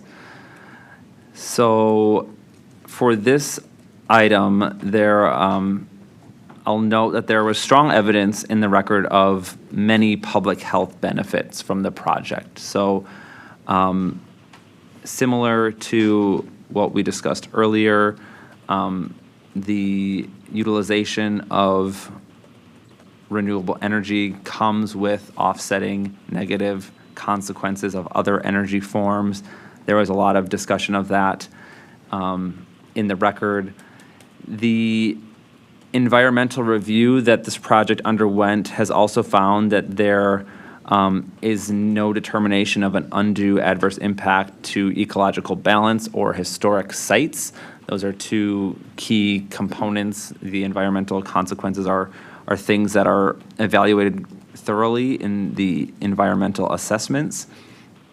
I also found that there were no undue adverse impacts to aesthetics of land, water, and recreational use. The impacts to aesthetics are They're discussed in the EA as being subjective, and strong evidence in the record that aesthetic impacts were considered throughout the design of the project was something that I found helpful, including the sizing and density of the turbines, as well as the use of the ADLS system. I think the proposed use of the larger turbines and expansive area that this project covers helps address some concerns of the crowding of smaller turbines. You could get to this size with a bunch of different ways. And so by having the project spaced out, using the sizing of the turbines, as well as using a newer technology that comes at a cost but does reduce a common concern related to wind farms, that being the red blinking lights that are required by the FAA. I think that goes a long way in reducing aesthetic impacts and shows some thoughtful design on the part of the applicant. Concerns of impacts to water were raised by interveners as well, and I thought those were thoroughly addressed through the expert testimony, as well as the long list of requirements that are placed on the applicant through conditions and DNR permitting. So I found that conversation really helpful, and for all of those reasons, I am at alternative 1. That the proposed project will not have undue adverse impacts on environmental values. Chair Strand. Thank you for another great discussion of this issue. I was also at alternative 1 that the project would not have undue adverse impacts on other environmental values. Thank you. Commissioner Nieto. I was in the same place, and thanks for walking us through those different aspects of your review, and I came to alternative 1 as well. Great. On to issue 8, which are the standard conditions that should be attached to the proposed project if it is approved. So for issue 8, we are considering 21 standard order conditions that are commonly included in generation projects of this size. I will note that as a wind project, there are some conditions that are specific to wind as a generation type, while several project-specific order condition ideas were raised throughout the record. We will address those separately in, I believe, the next issue. I'm not planning to read all of these standard conditions as they can easily be reviewed in the DM, which is publicly available. I will transition to my thoughts on the standard order conditions, and I'm at a modified alternative 1. So alternative 1 is requiring all the standard order conditions A through U as being necessary for approval.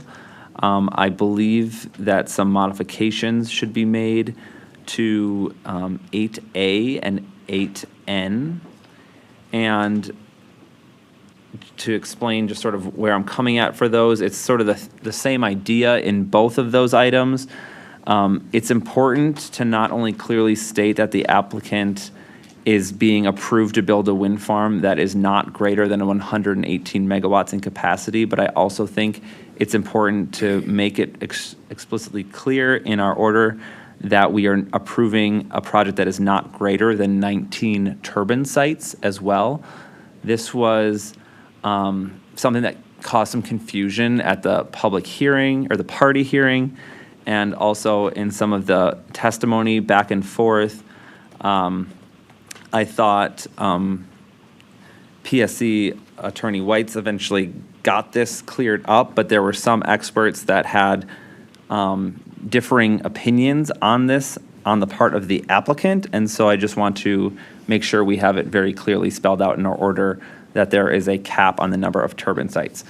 The reason I think that is important is that most of the analysis conducted for showing compliance with the siting requirements was presented as being conservative because it was analyzing all sites. So when we were talking about sound and shadow flicker, all of the modeling used a conservative set of assumptions, which was all of the projects were being looked at and studied in the modeling together. And so I think, and while those still showed compliance, I think in the way that the applicant demonstrated it and conveyed the results of its modeling, it was clear that that conservatism applies because only 19 were going to be the final components of the project. The expert testimony by the applicant also discussed the benefits of lack of density with the new larger turbines as a key piece of reasoning for findings of the lack of anticipated impact to land values. And so with that, the lower number of turbines was a key piece of that finding for the expert. And then while I understand that the applicant pursued flexibility in its final turbine selection, doing that did create a great deal of confusion throughout the process. And without this modification that I'm suggesting here, the cap on the number, that could lead to conflicts with our additional 25% requirements if the applicant were to choose a smaller turbine in all of the sites.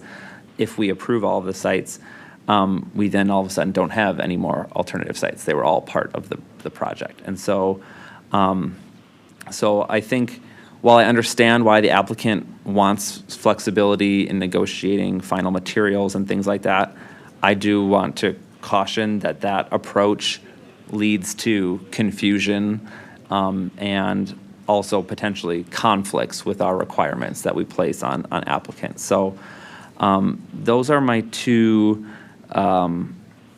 modifications that I want to discuss. The additional conditions requested by interveners in this issue that were captured in our DM, I don't believe are necessary, and so I will turn it over to Chair Strand. Thank you. I am supportive of the conditions here, including your modification regarding the cap on the number of turbine sites as well. Can you restate your second modification super quickly for me, please? Yeah, sorry, and I neglected to do that, so thank you for asking. I had. Okay, I was like, well, how did I miss that? Okay, good. Thank you. Sorry. I've placed my notes throughout the existing conditions. So for 8A, my modification would be in the existing language, the last sentence says capacity of no greater than 118 megawatts AC and at no greater than 19 sites for the wind turbine generation facility. So the addition of a few words there capping the sites. The modification to 8N, the second modification, again, here it would read, the applicant may use the proposed or alternate turbine sites as needed to accommodate environmental, technical, and landowner issues as they arise during construction of the project. However, the project size shall not exceed the maximum nameplate capacity or maximum number of turbine sites approved in the final decision. If the situation arises, ... So, including that additional. So basically carry over the modification from A into N as well because they're related. Exactly. Yep. Okay. I'm good with both of those, and I really appreciate you walking through the specific language and as well. And I am also comfortable with the other conditions, so 8A and through 8U, including your modifications to A and N. So I can join you at modified 1. Thank you. Thank you. Commissioner Nieto? I can join you both there as well and appreciate those modifications and good clarification on the cap. So thanks.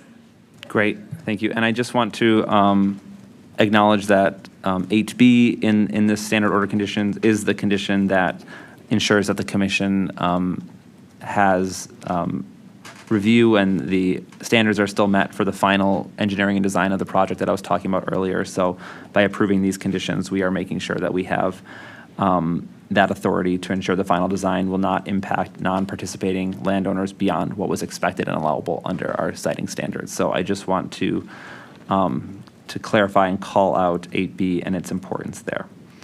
Okay. So that brings us to 9, which are the project-specific conditions. And we will review all of the various proposed project-specific conditions. Issue 9A presents a list of 11 conditions proposed by DNR witness Weston Matthews, which are aimed at protecting wetlands and waterways through helping to mitigate any direct and indirect impacts to them during and post-construction. So, in my review of these suggested requirements, I am comfortable with all of them. I will note that while the applicant did provide minor modifications that were, they were modifications that were not made in the record anywhere and do not substantially differ from the language as it was already articulated in the DM. So I do not feel compelled to consider those. So for that reason, I am at alternative 1, that all of the conditions are necessary for approval of the proposed project. Chair Strand? Thank you. I was in the exact same spot. Alt 1 and no modifications needed. Thank you. Commissioner Nieto? Same here as well. Alternative 1. Thanks. Thank you both. Issue 9B presents a condition proposed by staff witness Olivia Pullman, recommending language for minor siting adjustments that may need to be made in the development of the project. Since we haven't had a wind project application in front of the commission in a while, there is not recent precedent for inclusion of this type of condition. However, minor siting adjustment conditions are commonplace for utility scale solar dockets and have been included as part of recent decisions on solar farms. This condition is essentially the same as what we would see for utility scale solar, but adapted for the specifics of a wind project. Generally, the condition outlines specific expectations for consulting with commission staff about potential proposed changes and what is required of the applicant in formal, if formal commission review is deemed appropriate. So, for this particular one, I think that this process that's outlined in the condition provides flexibility for the applicant while protecting the public and the surrounding landowners from unapproved changes. For those reasons, I think that this condition is necessary for approval, and that puts me at alternative 1, that conditions outlined in 9B are necessary for approval of the project. Chair Strand. Same exact place. Alternative 1. Thank you. Commissioner Nieto. Alternative 1 here as well. Thanks. Thank you both. So that brings us to 9C, and it presents a condition proposed by staff witness Olivia Pullman, again, that modifies the minor siting approval process that we just approved. So after including that process for minor siting adjustments, this condition would allow the applicant pre-approved flexibility to shift turbines by up to 250 feet during their final design as they requested, and ensures that the commission is notified of such changes and receives evidence that the new location will not have negative impacts to surrounding residences or environmental resources. Since the noise and shadow flicker were huge issues throughout this record, I want to highlight, as we clarified in the party hearing, that how any turbine is shifted would be in compliance with the siting rules. So if a turbine shift is necessary for the, the final engineering as determined on the ground, if the conditions are not as expected, there will be additional noise and shadow flicker studies conducted, and for the applicant to remain in compliance, they would have to submit those results to the commission for review. With that, I am comfortable with this condition that the compliance standards will still apply following any micrositing changes, and that puts me at alternative 1, that this condition as proposed is necessary for approval of the project. Chair Strand. I'm in the exact same spot for the same exact reasons, and thank you for not making me restate what I was going to say. Thank you. Commissioner Nieto. Thanks. I was at alternative 1 as well, and it was similarly very important to me that everything would remain within the approved parameters and required parameters. So thanks. Great. Issue 9D presents a project-specific order condition proposed by Commission staff Olivia Pullman, which would require the applicant to submit finalized spill prevention countermeasure and control SPCC plans. Those would have to be filed, submitted to the commission before construction and operating the plant. And I'll note that the applicant suggested minor modifications to the condition related to the sequencing, and that was presented in the decision matrix. I believe the condition as originally proposed is reasonable, so I'm at alternative 1. I do not see the modifications proposed by the applicant as necessary clarification, and I think what staff initially proposed here is appropriate. But I'm interested to hear what my colleagues think on the suggested change. So I'm at Alt 1, and I'll turn it over to Chair Strand.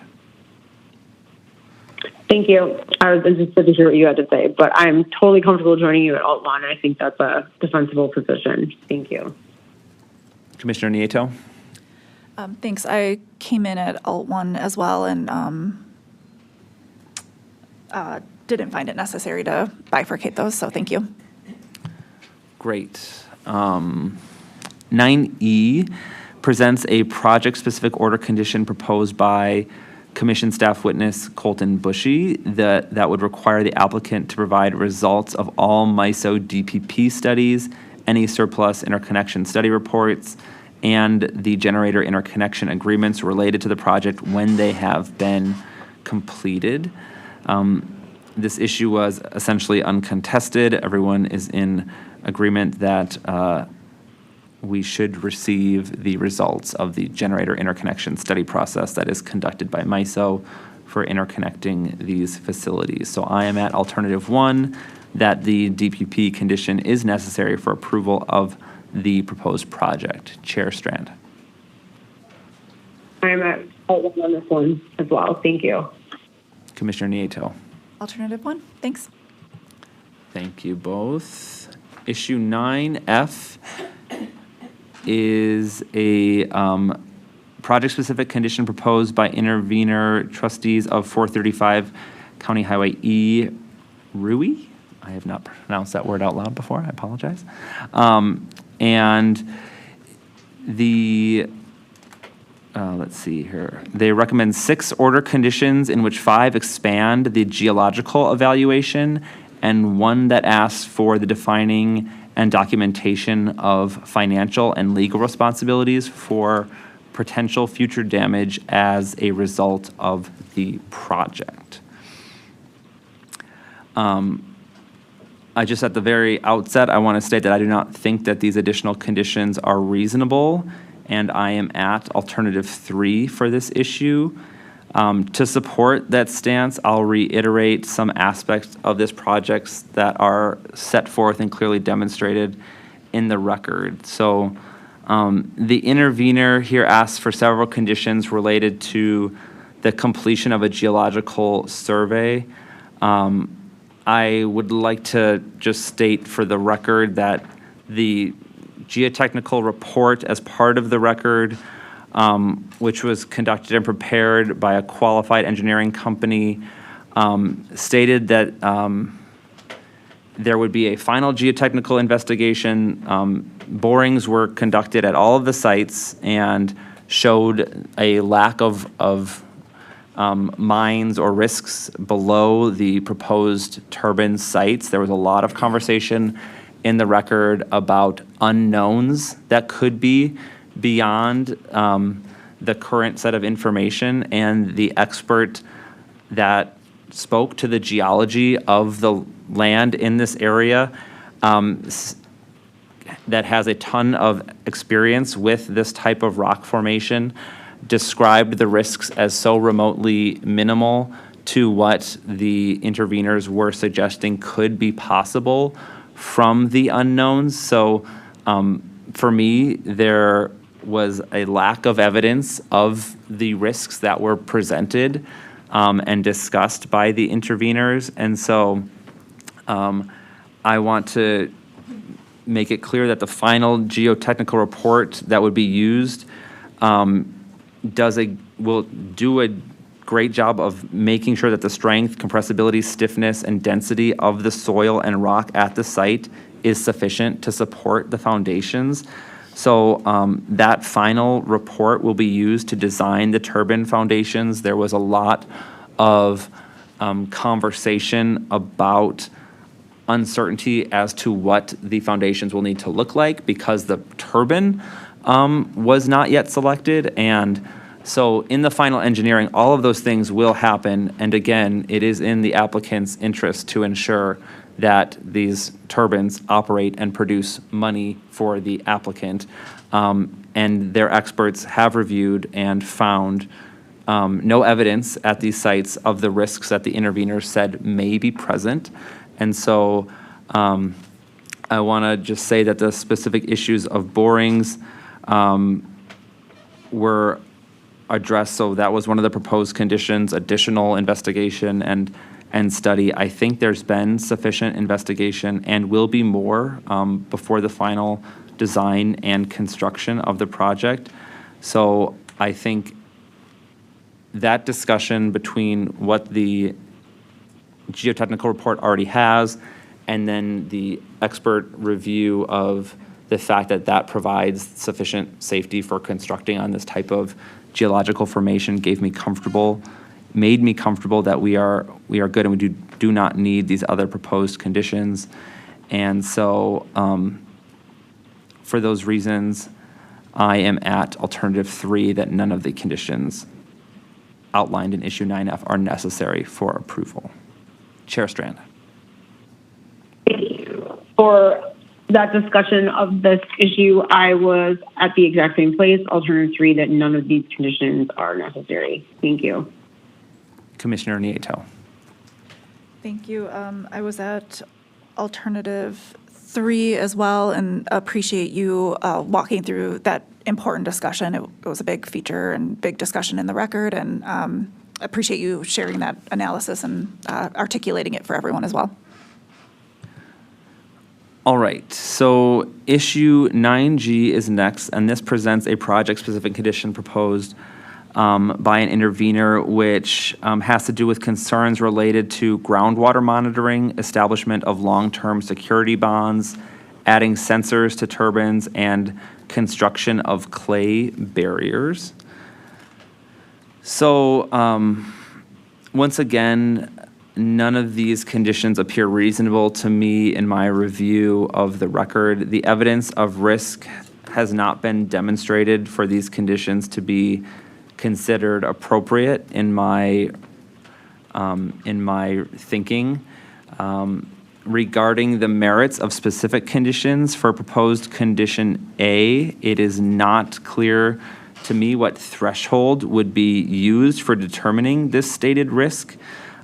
We cannot propose conditions or things without evidence that would help us arrive at an appropriate threshold to gauge these things that are being put forward.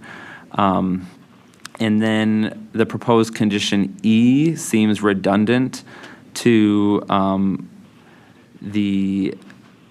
let me see, that's the clay, yes, the clay trenching. There was a lot of focus on this in the record about water flow along the trenching, and at all of the crossings of waterways, there is trenchless boring that is done, and so even our DNR requirements as to what apply, they don't apply there because it's trenchless. And so there was a lot of back and forth with DNR, the applicant, and interveners about that risk of needing to somehow stop the flow along the underground cabling. And so I thought that the evidence in the record and the requirements that we have with DNR was sufficient to mitigate any potential negative impacts and that additional protections were unnecessary. In addition, there are a significant number of conditions already required related to wetlands and waterways, erosion control, all of those things. Those include requirements for stormwater and erosion control plans and stormwater management plans. In my view, these existing conditions sufficiently address these topics, and additional conditions above and beyond are not reasonable to include. For those reasons, that puts me at alternative 3. None of the conditions outlined in 9G are necessary. Chair Strand. I was also at alternative 3 on 9G, and the analysis that you just discussed is exactly what mine arrived at as well. So 9G for those reasons. Thank you. Thank you. Alternative 3 on 9G for those reasons. Thank you. Got it. Commissioner Nieto. I came to alternative 3 on these as well. Thanks. All right, so the issue 9H presents 3 order conditions proposed by an intervener. 2 have to do with establishing a requirement for performance bonds per turbines, and the other relates to establishing a materials containment plan. In my review of these proposed conditions, I found none of them to be reasonable or supported by evidence in the record. This seems to, these proposed conditions for performance bonds, I think, again, miss the inherent performance incentive of merchant generation. Developers are fully incentivized to have their projects running at full bore and operational. And these plants do not make any money if they are not operating. Furthermore, the risk of catastrophic failure and concerns related to microplastic and shards of fiberglass. I think there was plenty of discussion in the record of just how exceedingly rare that is. And so the additional application of conditions to provide further protection beyond the fact that it is exceedingly rare did not seem reasonable to me. So I was at alternative 3. None of the conditions in 9H are necessary for approval of the project. Chair Strand. I was also at alt 3 on 9H for those reasons. Thank you. Commissioner Nieto. Alt 3 as well. Thanks. Thanks. So 9I presents 2 project-specific conditions proposed by an intervener regarding measurement requirements of sound pressure pulses or spiked pressure pulses. I think they had a couple different names throughout the record. And nighttime and wind turbine noise level restrictions. So let's see here.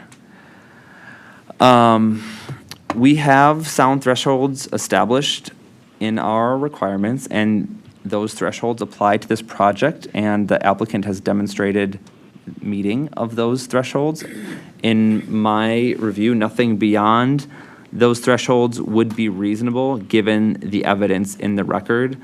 The responses provided by Hankard were persuasive that the intervener's concerns related to the current methodology were misguided and also misrepresented the recommendations of the World Health Organization. So there was a presentation by interveners attempting to convey that the standards that are in our requirements are somehow at odds with World Health Organization recommendations. And in my review of those recommendations and the responses provided by the applicant, it was clear that they are in fact not at odds with those requirements. And so the desire for including these additional funding of measurements which are not commonplace or standard and have no agreed to methodology by the scientific community would not be a worthwhile endeavor in my review. So I was at alternative 3. None of the conditions outlined in issue 9I are necessary for approval of the project. Chair Strand. I am also at alternative 3 and 9I. Thank you. Commissioner Nieto. For the same reasons, alternative 3 on this one. Thanks. Thank you both. Issue 9J asks the commission to consider 4 recommendations set forth by Wisconsin Policy Monitors Witness Brown. And the recommendations include requirement of a minimum 1.5 mile setback to any home, school, or place where children are present, the enforcement of a 1,250-foot setback to the property of any non-participating neighbor, requiring the applicant to ensure that community annoyance will not occur due to the project and set up a monitoring and escrow fund to monitor and pay claims, and requiring escrow of funds adequate for removal and cleanup of all toxic chemicals at end of life. My position on this issue is that the first and second recommendations regarding setback distances are at odds with our siting rules as required by PSC 128. We have followed those as we discussed earlier.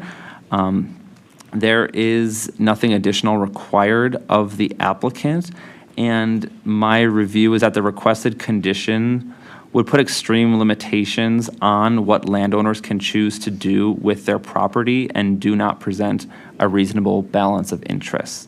For the third recommendation, where a claim process would be established for annoyance, I believe that that would be impossible to implement and is undefined. So for that reason, I could not support that condition.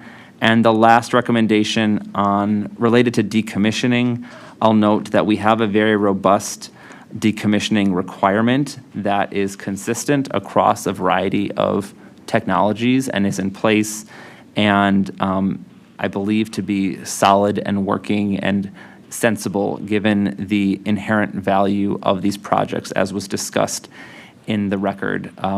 There isn't a risk of the projects just being abandoned because they generate revenue, and it is inherent that they will be maintained and operational. So for those reasons, I am at alt 3. None of the conditions outlined in 9J are necessary for approval of the proposed project.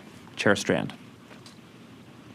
I'm in the same place for the same reasons, alt 3. None of the conditions in 9J are necessary. Thank you. Commissioner Nieto. Thank you. I was at alternative 3 as well, and just with regard to the setbacks, found similar conclusions as we discussed regarding some setbacks in our previous discussion, with that added nuance of Chapter 128 and having regulations around this came into play as well. So thank you. Thank you for that. Issue 9K provides the opportunity for the commission to take any additional action deemed appropriate which is not represented elsewhere in the decision matrix. For myself, I have no additional issues that were not already presented in the DM and that I would bring forward at this time. So I am at alternative 2, do not take additional action. Chair Strand. I am in the same place. Alternative 2, I didn't see any other omissions or things that we were missing or wanted to get on top of. So I'm comfortable with that as well. And thank you. Commissioner Nieto. Alternative 2 as well. Thanks. Thank you both. Issue 10 asks the commissioners to consider whether or not the commission has complied with the Wisconsin Environmental Policy Act, known as WEPA, pursuant to Wisconsin statute and administrative code. As a standard with a project of this nature, an environmental assessment was prepared jointly by the commission and DNR staff in accordance with WEPA.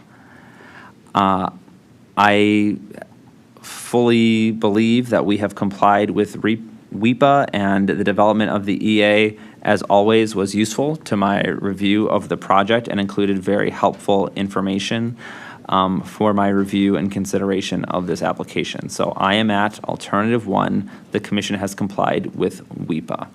Chair Strand. Thank you. I am also at alternative 1 that the commission complied with WEPA on this project. Thank you. Commissioner Nieto. Alternative 1 as well. Thanks. Thank you both. Our final issue of the day is should the commission grant a CPCN for the proposed project, given the entirety of the record and our discussion here today.